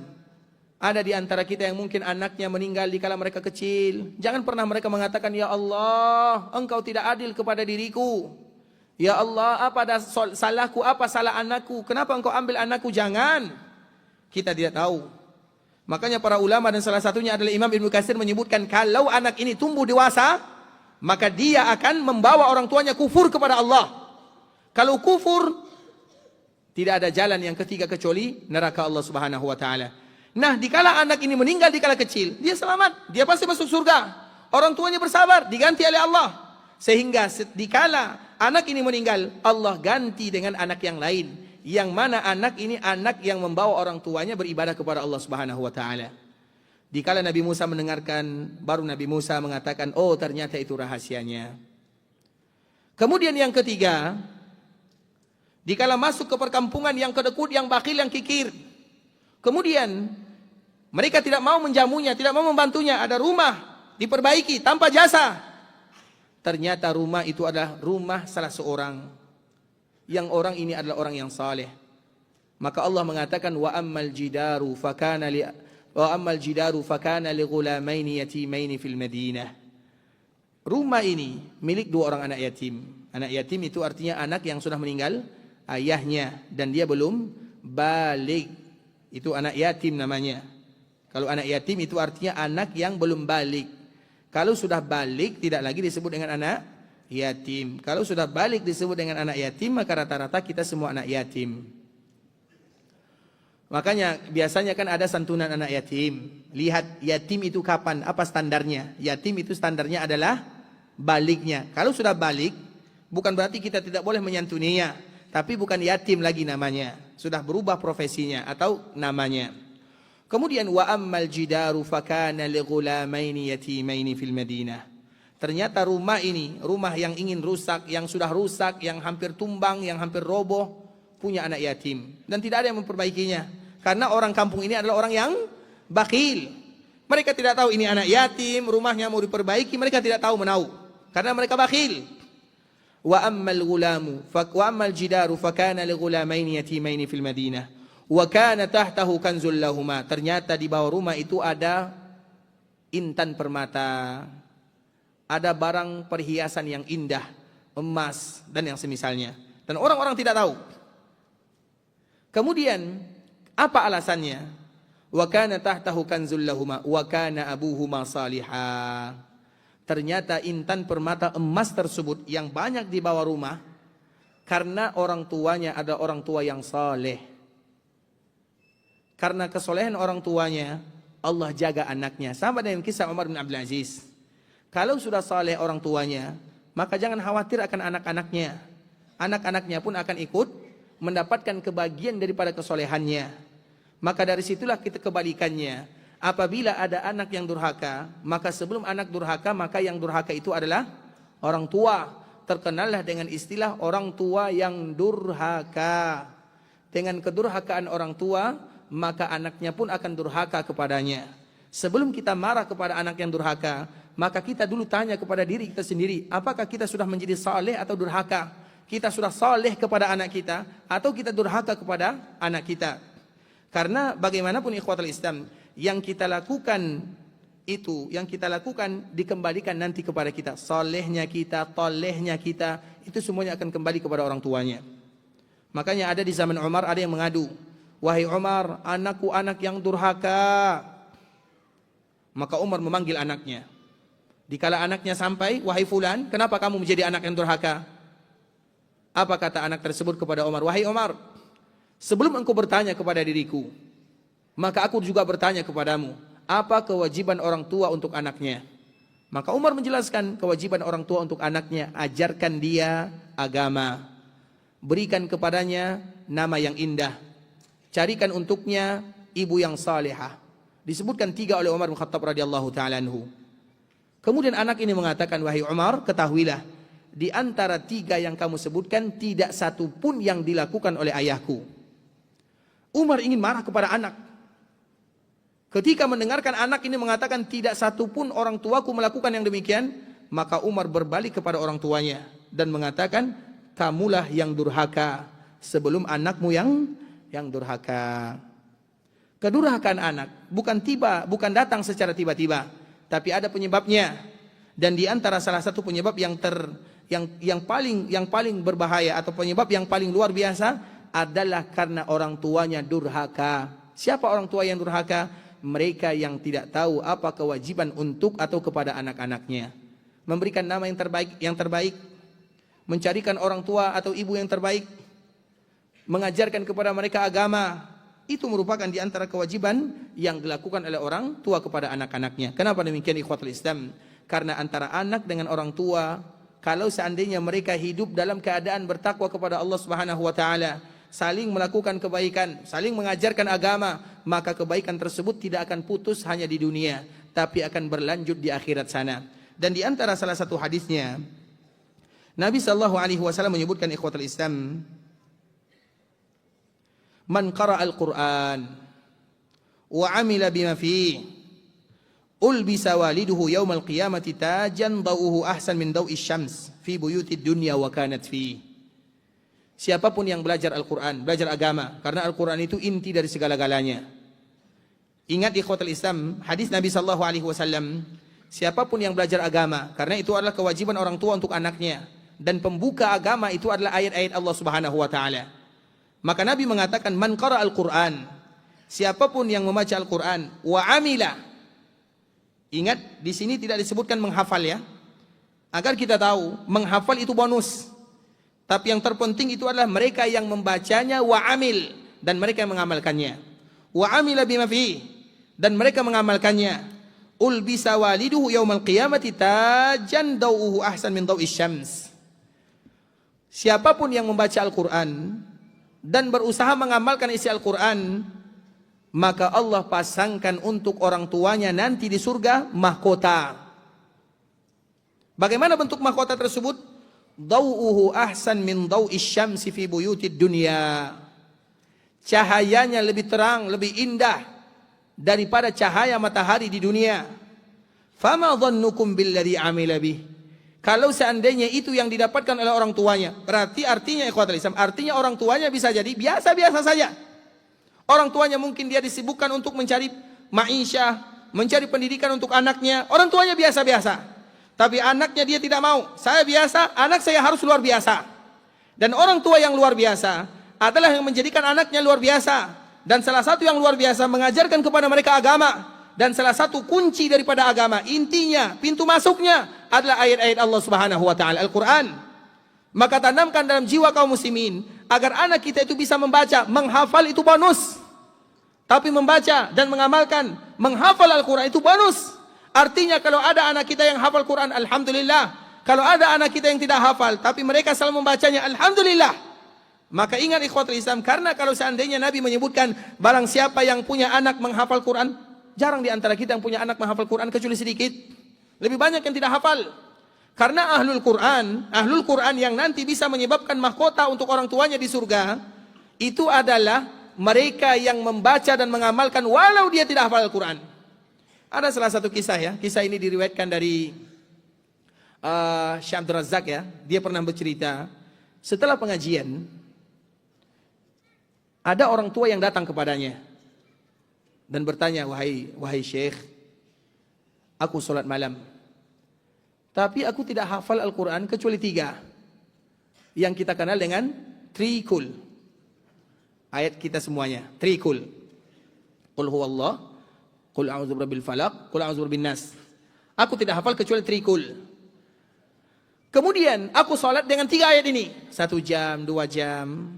Ya 1 jam, 2 jam lah aku sholat malam. Tapi tidak ada ayat yang saya hafal kecuali 3 ini. Qul huwallah, itu yang diulang. Apakah sholat saya sah? Karena saya hanya mengulang 3 ayat ini. Maka di saat itulah Syekh terdiam sejenak dan mengatakan, atau setelah terdiam, ia berkaca-kaca matanya ya. Kemudian mengatakan, wahai fulan, engkaulah ahlul Quran yang sesungguhnya. Karena betapa banyak orang yang hafal Quran, tapi mereka tidak bisa bangun di malam hari. Mereka hanya sekedar hafal, mereka hanya sekedar membaca, tapi tidak menjadikan Al-Quran itu menyibukkan dirinya untuk beribadah kepada Allah. Karena ahlul Quran itu adalah mereka yang mengamalkan Al-Quran. Makanya di dalam hadis ini disebutkan, man qara al-Qur'ana wa amila. Barang siapa yang membaca Al-Quran dan berusaha untuk mengamalkannya. Artinya kita tidak dituntut untuk menjadikan anak kita hafiz. Kalau mereka hafiz itu karunia dari Allah. Karena ada di antara anak kita yang mudah menghafal, ada yang sulit menghafal. Walaupun tujuan kita bersama menjadikan mereka hafal Quran itu bonus. Karena dengan menghafal mereka akan selalu membacanya. Kemudian mereka akan pindah ke tahap berikutnya. Karena ada tahapan. Tahapan membaca, menghafal, mengamalkan, itu tahapannya. Bukan berarti tidak boleh menghafal Quran. Itu kaum muslimin harus berlomba-lomba di sana. Tapi itu adalah di antara salah satu tahapannya. Tujuannya adalah untuk diamalkan. Sama dengan kita belajar agama. Kita datang ke sini, kami memberikan nasihat, kita mendengarkan nasihat. Tujuannya apa? Untuk diamalkan. Jadi duduknya kita di sini adalah wasilah. Ilmu yang kita dapatkan adalah wasilah untuk diamalkan. Begitu juga dengan Al-Quran yang kita baca, yang kita hafal, wasilah untuk diamalkan. Wasilah yang membuat kita akan selalu bergabung dengannya. Itu disebut dengan wasilah. Maka dalam hadis ini disebutkan, man qara al-Quran wa amila bima fihi. Siapapun yang membaca Al-Quran dan mengamalkannya, ulbisa waliduhu yaumal qiyamati tajan. Maka orang tuanya akan dipasangkan mahkota di dalam surga. Maka orang tua ini bertanya, ya Allah, dari mana mahkota ini datang? Dari mana? Apa kata Allah Subhanahu wa taala? Bita'limi waladikumal Qur'an. Di dalam riwayat yang lain yang juga dikeluarkan oleh Imam Ahmad dan Imam Ibnu Majah, maka orang tua tersebut mengatakan, fayaqulan, ya Rabb, anna lana hada. Ya Allah, dari mana datangnya kemuliaan ini? Dari mana? Karena kalau seandainya mahkota di surga, berarti orang akan memperhatikannya. Dan orang akan bertanya-tanya, fulan ini bagaimana dia mendapatkan yang demikian? Bagaimana caranya? Mereka pun tidak tahu. Mereka bertanya kepada Allah, ya Rabb, anna lana hada. Bagaimana kami mendapatkan yang demikian? Fayaqula lahuma, fayuqalu lahuma. Maka dikatakan kepada mereka berdua, ayah dan ibunya, bita'limi walidikumal Qur'an. Karena kalian mengajarkan anak-anak kalian Al-Quran. Jadi yang mengajarkan anak-anak kita Al-Quran yang pertama kali bukan orang lain. Dan ini merupakan nasihat dari kami pribadi untuk kita bersama ikhwatul Islam. Jangan sampai anak kita hafal Al-Fatihah dari lisan orang lain. Terkhusus Al-Fatihah dan ayat-ayat pendek. Jangan sampai mereka hafal Quran dari lisan orang lain. Karena kalau seandainya mereka hafal Quran dari lisan orang lain, maka kita rugi serugi-ruginya. Kenapa demikian? Al-Fatihah adalah ayat yang akan selalu dibaca. Kalau anak-anak kita hafal Al-Fatihah melalui lisan kita, maka setiap kali dia baca Al-Fatihah, walau kita tidak ada di dunia, pahala akan sampai kepada kita selama-lamanya. Dan dia pun nanti akan punya anak. Anak ini akan diajarkan lagi oleh dirinya Al-Fatihah. Dan itu gara-gara kita. Dan dia anaknya atau cucu kita punya anak lagi sampai hari kiamat. Selama itu pula lah Al-Fatihah akan memberikan pahala kepada kita walau kita tidak ada di dunia. Maka jangan sampai ada orang tua yang Al-Fatihah dihafal oleh anak-anaknya melalui lisan orang lain. Al-Fatihah, qul huwallah, qul a'udzu birabbil falaq, qul a'udzu birabbin nas. Sedangkan ayat-ayat yang lain, maka itu merupakan di antara bonus dari Allah Subhanahu wa taala, karena tidak semua orang tua yang sanggup untuk mentalkinkan anak-anaknya Al-Qur'an. Tapi Al-Fatihah jangan sampai mereka hafal kecuali melalui lisan orang tuanya. Ikhwatul Islam, saudara kaum muslimin, itulah yang kita kenal dengan mahkota surga. Mahkota surga itu adalah mahkota yang diberikan bukan gara-gara orang tuanya, tapi karena anaknya. Maka dari situlah carilah, berusahalah. Dan di antara salah satu yang harus kita lakukan adalah berdoa kepada Allah Subhanahu wa taala. Maka ada beberapa doa yang dianjurkan bagi kita untuk tidak pernah melupakannya. Yang pertama, sebelum kita punya anak, doanya adalah Rabbi habli minas salihin. Yang kedua, hunalika da'a Zakaria rabbah qala rabbi habli min ladunka dzurriyyatan thayyibah. Yang ketiga, waj'alhu rabbi radiyya, disebutkan oleh Allah dalam surah Maryam. Yang kedua disebutkan oleh Allah dalam surah Ali Imran. Yang pertama disebutkan oleh Allah dalam surah Saffat. Nanti bisa kita cari sendiri. Kemudian yang keempat, setelah kita punya anak, maka di antara salah satu doa yang tidak boleh dilupakan oleh orang tua terdapat dalam surah Al-Ahqaf, aslih li fi dzurriyyati inni tubtu ilaika wa inni minal muslimin. Doa-doa inilah yang harus kita hafal untuk kita sebagai orang tua, karena itu berkaitan dengan anak-anak kita. Doa yang pertama, kedua dan yang ketiga sebelum kita punya anak. Ketika kita menginginkan anak, maka doakan kalimat ini, ucapkan kalimat ini. Rabbi habli minas salihin. Rabbana hablana Rabbi habli minas salihin. Rabbi habli min ladunka dzurriyyatan thayyibah. Waj'alhu rabbi radiyya. 3. Saleh, tayyib, mardiyah. Ada 3 sifat yang harus kita minta kepada Allah. Ya Allah, berikan kepadaku keturunan yang saleh, yang tayyib, yang mardiyah. Kemudian setelah Allah berikan kepada kita anak dan keturunan, ada doa yang lain. Wa aslih li fi dzurriyyati, Allahumma aslih li fi dzurriyyati. Ya Allah, perbaiki, karena tidak ada yang bisa memperbaiki anak kita kecuali Allah. Kita hanya bisa mengajarkan kepada mereka adab. Sedangkan masalah asli atau salah, kita tidak pernah bisa, karena itu haknya Allah Subhanahu wa taala. Kita hanya bisa mendidiknya, mengajarkan ini tata keramanya, ini caranya, ini adabnya. Sedangkan kesalahannya itu hak dari Allah Subhanahu wa taala. Maka minta kepada Allah, dan di antara permintaan yang sangat indah, wa aslih li fi dzurriyyati inni tubtu ilaika wa inni minal muslimin. Kemudian baru dikuatkan dengan doa-doa yang lain. Tapi ini merupakan di antara doa yang paling indah. Dan di antara doa yang lain, doa yang hafal, yang kita semuanya hafal, Rabbana hablana min azwajina wa dzurriyyatina qurrata a'yun waj'alna lil muttaqina imama.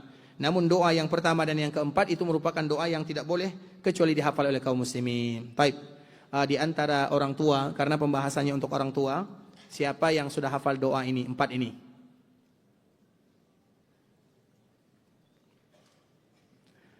Ayo maju. Untuk orang tua.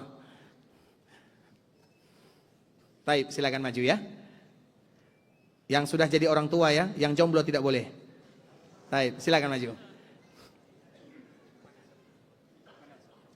Silakan maju ke sini ya, barakallahu fiik. Boleh. Biarlah. Maju ya. Karena tujuannya agar yang lain bisa menghafal. Karena sekali, 2 kali, 3 kali diulang-ulangi, maka tentu mudah bagi kita untuk menghafalnya. Jadi mohon maaf ya kalau disuruh maju.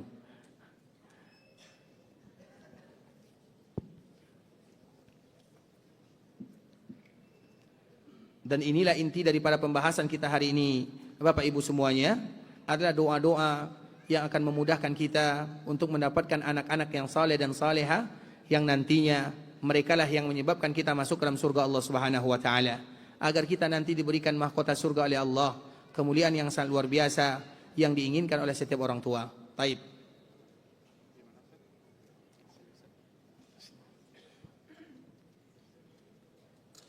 Baik, silakan. Masya Allah. Masya Allah. Sudah berapa anaknya? 5 Ustaz. Masya Allah, 5 ya.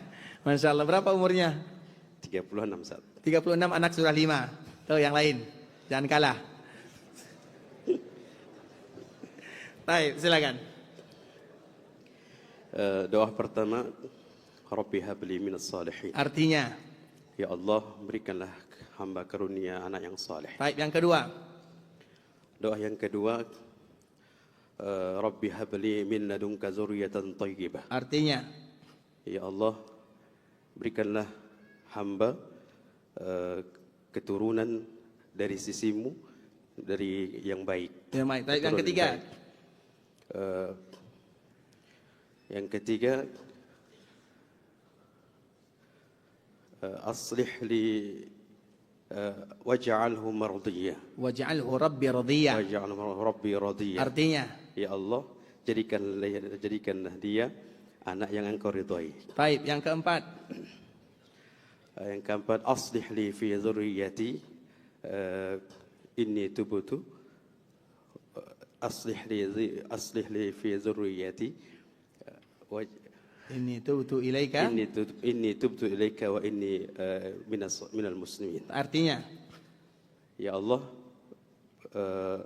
aslih li, perbaikilah keturunan hamba. Inni tubtu ilaika, sungguhnya aku bertobat kepadamu. Wa inni minas salihin, dan aku sungguhnya dari kalangan muslim. Masya Allah, Allah mabarik, Masya Allah. Doa-doa semuanya ada di sini ya.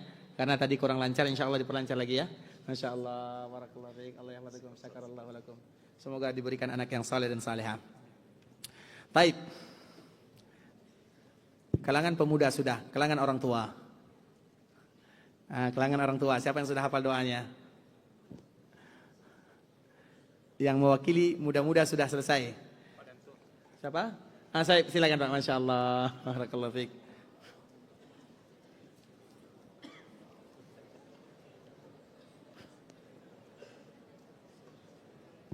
Masya Allah, sehat selalu Pak ya. Masya Allah. Baik, pertanyaan sama. Berapa jumlah anaknya sekarang Pak?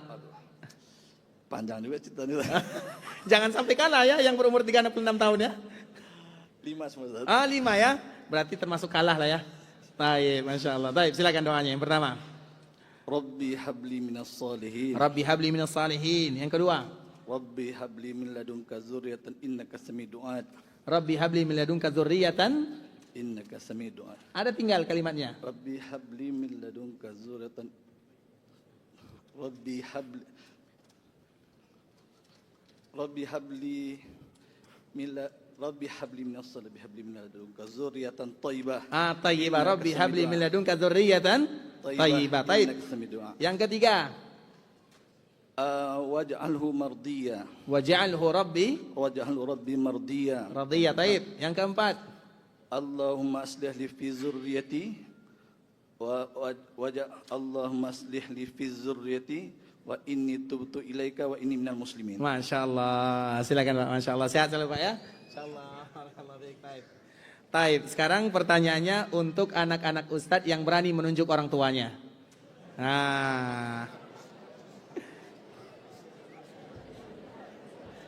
Kitabnya 3. Kitabnya nanti 3 untuknya. Untuk dia, untuk ayahnya, untuk ibunya. Baik, siapa anak-anak Ustadz yang berani tunjuk orang tuanya? Silakan nak. Mana orang tuanya? Bukan anak-anaknya, anak-anak yang berani menunjuk orang tuanya. Coba.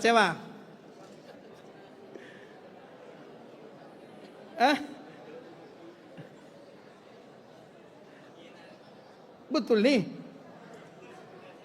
Ragu saya nih. Tunggu sebentar, siapa tadi? Mana anak-anak Ustadz? Tunjuk saja orang tuanya, suruh tampil. Coba lihat, ini hadiahnya, ambil semuanya. Kalau perlu tambah lagi. Siapa yang mau tunjuk anak orang tuanya? Ayo cari orang tuanya.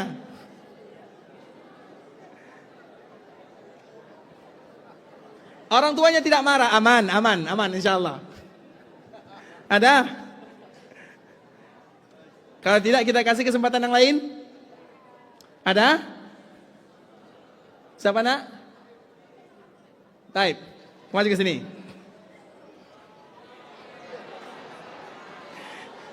Siap-siap ayahnya disuruh tampil ya. Taib. Panggil ayahnya. Sini nak.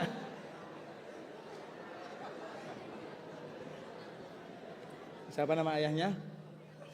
Nama kamu dulu siapa? Nama kamu dulu siapa? Akhdan. Akhdan. Nama ayahnya? Kalian yang anak-anak tutup telinga semuanya. Taib. Siapa nama ayahnya? Rizki. Bapak Rizki. Mana Bapak Rizki?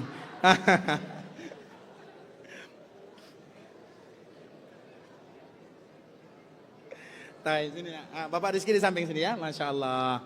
Taib. Kasih nak. Taib. Ya silakan. Rabbi habli minas Rabbi habli minas salihin. Rabbi habli minas salihin. Cuma apa itu Ustaz?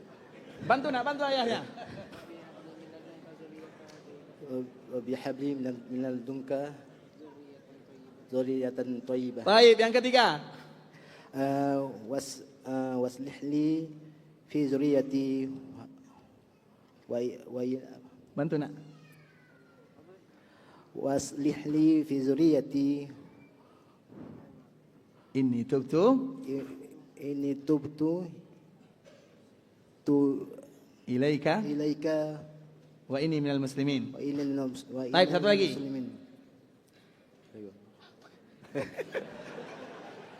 Masya Allah, silakan. Masya Allah, silakan. Masya Allah.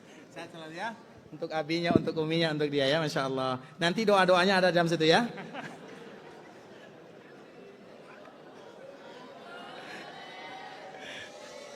Tadi ikhwatul Islam, saudara kaum muslimin, kaum muslimat ikhwani akhwati rahimani wa rahimakumullah.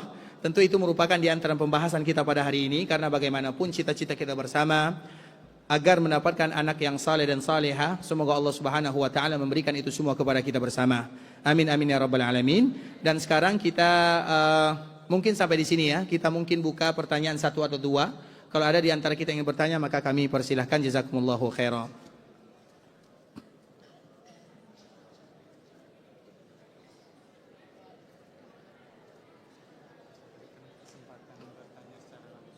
Ya bebas, yang mau bertanya secara langsung juga tidak menjadi masalah ya.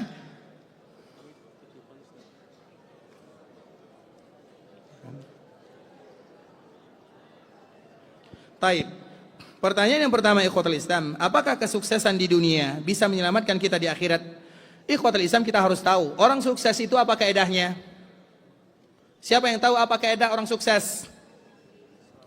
Allah Subhanahu wa taala menyebutkan kaedah orang sukses, faman zuhziha 'anil nari wa udkhilal jannata faqad faz. Kalau kita ingin tahu siapa yang sukses, orang yang sukses itu adalah orang yang selamat dari api neraka dan masuk ke dalam surga. Itulah orang sukses yang sesungguhnya. Kesuksesan tidak pernah diukur dengan harta. Kalau harta yang membuat kita sukses, maka yang paling sukses adalah Qarun, karena dia adalah orang yang paling kaya, tapi dia adalah orang yang paling binasa. Yang membuat kita sukses itu satu saja, faman zuhziha 'anil nari wa udkhilal jannata faqad faz. Itu kaidah yang disebutkan oleh Allah Subhanahu wa taala agar kita sukses. Makanya sukses itu sulit kita untuk mengukurnya. Orang yang sukses itu adalah orang yang beribadah kepada Allah. Orang yang sukses itu adalah orang yang tahu jati dirinya. Orang yang sukses itu adalah mereka yang berubudiyah kepada Allah. Itulah kesuksesan yang sesungguhnya. Materi dan yang lainnya tidak pernah dijadikan sebagai tolak ukur sebuah kesuksesan. Kemudian pertanyaan yang berikutnya, Ustadz, istri kadang mengeluh merasa lelah dan letih menjaga dan mendidik anak di rumah karena begitu aktifnya seorang anak, sementara ayah pergi hingga sore mencari nafkah di luar. Bagaimana solusinya? Tambah istri.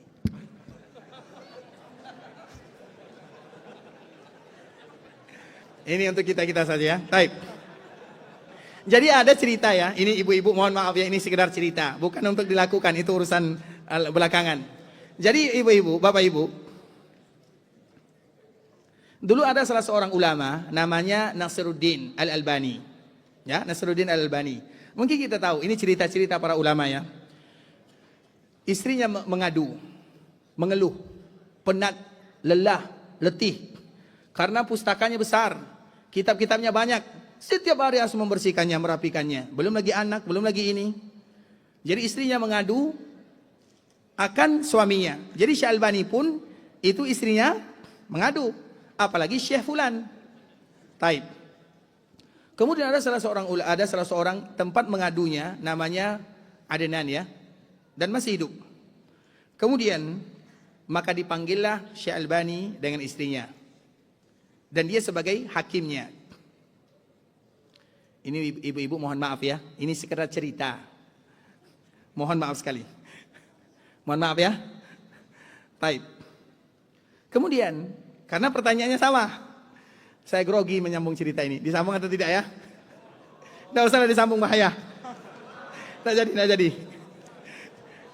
Nanti kalau kita ingin menyambung ceritanya, nanti khusus pengajian laki-laki. Baik. Karena ini penting sekali. Karena semua kita demikian keadaannya. Tapi kami tidak berani menyambungnya. Baik. Mohon maaf ya, bapak-bapak. Tapi yang ingin bertanya secara langsung silakan. Tapi jangan bertanya apa ceritanya. Baik.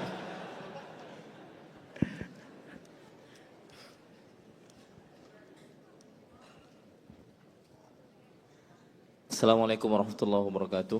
Assalamualaikum. Kita tahu Ustaz, kalau riya itu bisa menghapus amal. Jadi apakah dengan istighfar amalan kita itu akan kembali atau bagaimana Ustaz? Dan satu lagi Ustaz, kalau kita misalnya membuat sesuatu, kita tahu kita mengharapkan pahala dari Allah, tapi juga ingin menunjukkan kepada manusia yang lain atau kaum muslimin yang lain, kalau mereka itu setidaknya bisa mengikuti apa yang kita lakukan. Contohnya ibadah sholat. Kita sengaja lewat di depan mereka agar mereka itu ikut sholat. Bagaimana itu termasuk riya atau bagaimana Ustaz? Jazakallahu khair. Baik, barakallahu fikum wa jazakumullahu khaira. Ini di luar daripada tema ya. Maka kita menjawab secara ringkas saja.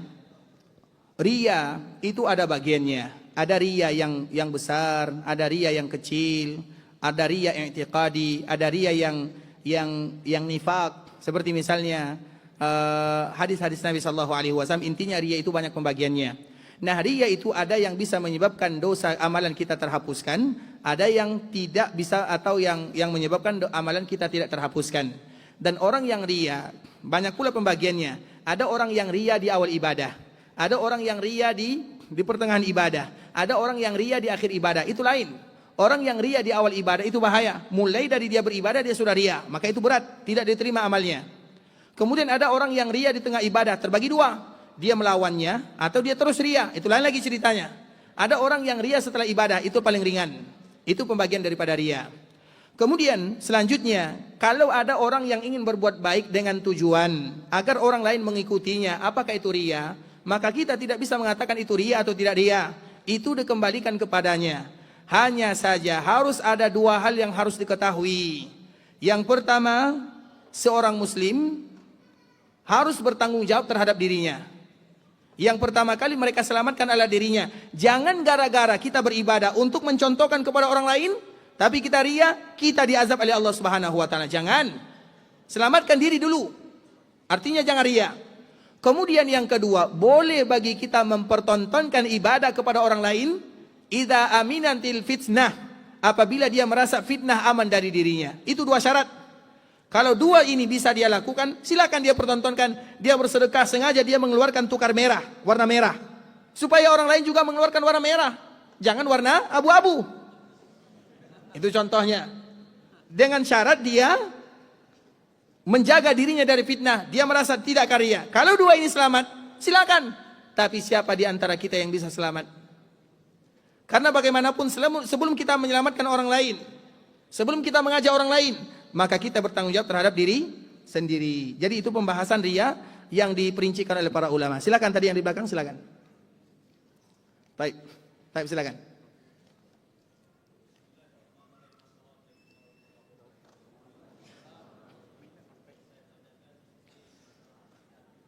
Anak yatim, baik.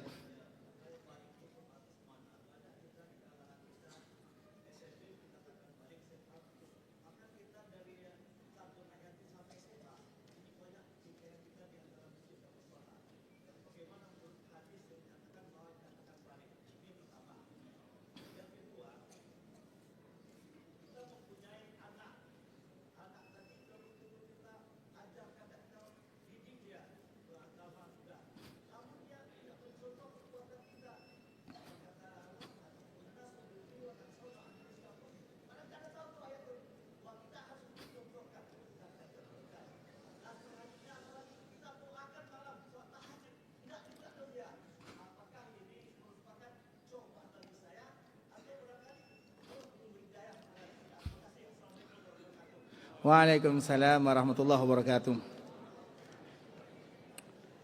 Karena saking semangatnya Bapak bertanya, saya lupa pertanyaannya. Baik, pertanyaan yang kedua dulu. Kita tahu ikhwatul Islam,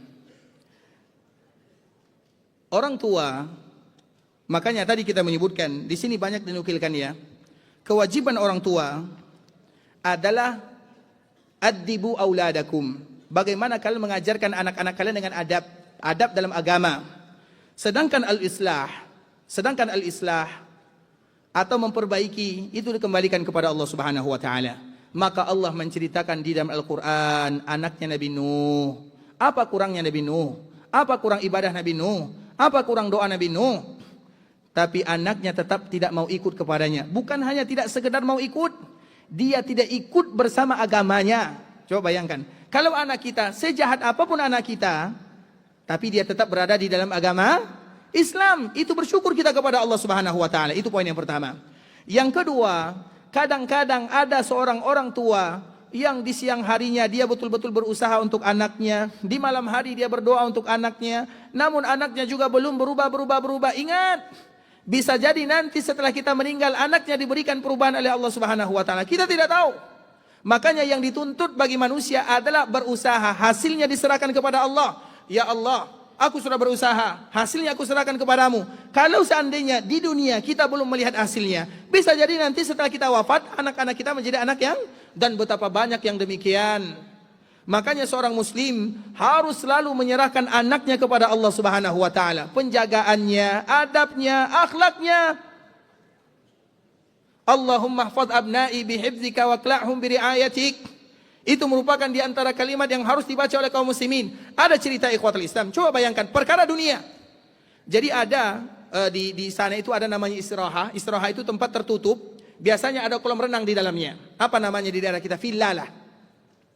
Kemudian villa ini tertutup. Dikala tertutup ternyata ada anak umurnya 2 tahun terkunci di dalamnya. Dan di dalamnya ada kolam renang. Kemudian anak bertemu air, apa yang terjadi? Anak bertemu air. Sudah pasti. Umurnya baru 2 tahun. Anak ini terkunci. Dia tidak menangis karena ada air. Karena biasanya anak kalau ada mainan aman. Maka dia pun pergi ke kolam renang 2 tahun. Kemudian dia pun berada di kolam renang tersebut. Kira-kira apa yang terjadi? 2 tahun. Bukan lemas, hilang. Kemudian yang lain sibuk, penat mencari, mana anakku? Dilihat, dibuka kunci. Ternyata dia berada di kolam renangnya dan masih hidup seperti biasa. Kemudian orang-orang bertanya kepada orang tuanya, apa alasannya? Tentu ada alasannya. Maka dia mengatakan, aku tidak pernah menyandarkan pendidikan anakku, doaku kepada diriku. Tapi aku selalu menyandarkan penjagaan anakku kepada Allah Subhanahu wa taala. Astaudiukumullah. Orang tua yang ada anaknya di pesantren, di sekolah, diantarkan sekolah, anak jangan pernah mengatakan wahai guru tolong lihat anakku, jangan. Katakan astaudiukumul, aku tinggalkan kalian untuk Allah. Kalau Allah yang menjaganya aman. Kalau guru yang menjaganya aman atau tidak? Jangan bilang tidak, bahaya ya. Bilang aman saja. Artinya seperti itulah ikhwatul Islam. Bisa jadi anak kita itu kesolehannya belum sekarang. Bisa jadi nanti setelah kita wafat atau berikutnya atau nanti dikala dia sudah punya anak, kita tidak tahu. Maka lakukan kewajiban kita sebagai orang tua, doakan, lakukan yang terbaik. Dia baik, dia tidak baik itu dikembalikan kepada Allah. Kita sudah punya contoh anak Nabi dan masih banyak contoh-contoh yang lainnya ikhwatul Islam. Itu pertanyaan yang kedua. Pertanyaan yang pertama kami lupa Pak ya. Anak yatim. Berkaitan dengan anak yatim, balik. Kita semua tahu, balik. Anak yatim itu man mata abuhu wa man mata abu. Barang siapa yang meninggal ayahnya dan dia belum balik. Balik itu ukuran antara satu dengan yang lain berbeda. Kadang-kadang anak 10 tahun sudah balik. Apalagi yang perempuan. Ada di antara mereka yang 9 tahun itu sudah balik. Balik itu standar yatim atau tidak? Bukan berarti kita tidak menyantuninya. Misalnya ada anak yatim. Kalau sudah balik, berarti taman SD tidak lagi. Tetap disantuni, tapi kalimat yatim tidak lagi mereka sandang. Bukan berarti kita tidak membantu, ingat itu. Coba lihat tadi Imam Abu Hanifah, siapa yang dia bantu? Anak yatim atau anak miskin? Miskin, ayahnya masih hidup. Bisa dipahami ya? Artinya menyantuni anak yatim. Karena yatim itu ada kekhususan. Nabi mengatakan, ana wa kafilul yatim kahatain. Saya dan yang menyantuni anak yatim. Menyantuni itu bukan memberi. Ingat baik-baik. Kafil apa makna kafil? Bertanggung jawab. Ini anak yatim. Saya yang bertanggung jawab terhadap pendidikannya. Itu baru kafil. Tapi memberikan kepada mereka 100.000 1 tahun. Kan begitu kan? 100.000 1 tahun. Bukan dinamakan kafil. Kafil itu, kafil. Tahu kafil? Sponsor. Kafil itu kalau kita terjemahkan sponsor. Sponsor itu biasanya seumur hidup atau 1 tahun atau per hari. Selamanya. Makanya kalau kita ingin jadi kafil, ambil. Tidak menjadi masalah. Kalau seandainya kita tidak bisa menjaga anak yatim 2 orang, jaga 10 orang. Iya kan? Semakin banyak semakin bagus. Coba bayangkan, sekolah agama. Kalau tidak ada yang murah, cari yang mahal. Kemudian kita mengatakan, pendidikanmu dari SD sampai SMA, saya yang tanggung. Itu baru kafil namanya. Tapi kalau hanya sekadar memberikan bantuan, itu memberi namanya, bukan kafil namanya. Bisa dipahami? Berarti kalau dari sini bisa kita tanggapi, ada tidak di antara kita yang sudah jadi kafil? Memberi banyak, yang kafil bisa dihitung dengan jari.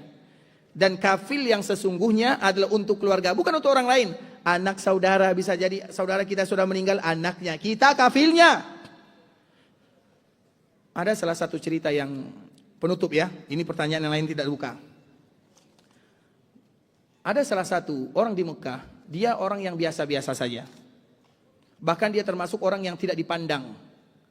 Kemudian tiba-tiba ada orang yang berasal dari Maroko, dari barat. Dia bermimpi, cari fulan bin fulan. Mimpi yang kedua, cari fulan bin fulan. Mimpi yang ketiga, cari fulan bin fulan. Maka dia penasaran. Dia melakukan perjalanan jauh dari Maroko sampai ke Makkah Al-Mukarramah. Dan dia melaksanakan ibadah umrah.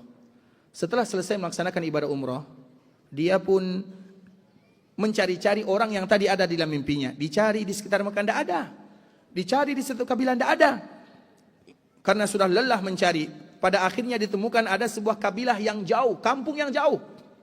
Kemudian dia pun bertanya kepada orang kampung tersebut, apakah ada fulan bin fulan? Orang yang ditanya ini merasa heran. Kenapa kamu mencari fulan bin fulan? Karena yang dicari itu orang yang tidak dianggap di kampungnya, orang biasa. Kemudian apa yang terjadi ikhwatul Islam? Dia itu adalah orang yang tinggal di pojok sana. Kemudian dia pun datang menemuinya dan mengatakan, apakah kamu fulan bin fulan? Iya, saya fulan bin fulan. Maka dari situlah dia mengatakan, coba sebutkan kepadaku demi Allah. Dia mengatakan demi Allah. Karena kalau tidak dikatakan demi Allah, dia tidak mau menyebutkannya. Kemudian dia mengatakan demi Allah, sebutkan kepadaku apa yang kamu lakukan. Maka dia mengatakan, aku punya tetangga dekat. Ayahnya atau tetangga tersebut, dia berkawan. Kemudian saudara saya ini, tetangga saya ini meninggal. Maka dia meninggalkan anak-anak yatim, dan dia meninggalkan istri. Dan saya pun bersumpah dengan nama Allah, wahai kalian, jangan kalian khawatir. Harta yang aku punya, aku bagi 2. Separuh untuk keluarga, separuh untuk kalian. Dan itu tidak ada yang tahu. Maka dikala diceritakan cerita ini ikhwatul Islam, anak-anak yatim yang dia jaga. Maka orang ini mengatakan, demi Allah, saya bermimpi 3 kali berturut-turut. Nabi mengatakan, cari fulan bin fulan, kabarkan kepadanya kamu penduduk surga. Dikala mendengarkan berita ini, maka orang yang tadi dianggap biasa-biasa saja, tapi dia punya amalan yang sangat indah. Menangis. Pada akhirnya mereka pergi sholat bersama di dalam Masjid Haram Makkah, melaksanakan sholat asar. Kemudian 1 rakaat, 2 rakaat, 3 rakaat. Rakaat keempat, dikala sujud terakhir, dia sujud untuk selama-lamanya. Dipanggil oleh Allah Subhanahu wa Ta'ala. Coba lihat bagaimana Allah memuliakan mereka-mereka yang menjadi kafil, bukan memberi. Bukan memberi itu tidak ada kemuliaannya, tapi yang terbaik itu adalah menjadi kafil. Barakallahu fikum jami'an ikhwatal Islam, karena waktu kita juga sudah jam 11 ya. Semoga pembahasan kita kali ini memberikan manfaat kepada kita bersama, dan tujuannya adalah bagaimana agar Allah menjadikan anak-anak kita penyebab kita masuk ke dalam surga Allah Subhanahu wa taala. Amin amin ya rabbal alamin. Kita tutup dengan doa kafaratul majlis. Subhanakallahumma bihamdika asyhadu an la ilaha illa anta astaghfiruka wa atubu ilaik. Wa sallallahu wa sallim ala nabiyyina wa habibina wa khalilina wa sayyidina Muhammadin wa ala alihi wa sahbihi wa sallam tasliman katsira. Assalamualaikum warahmatullahi wabarakatuh.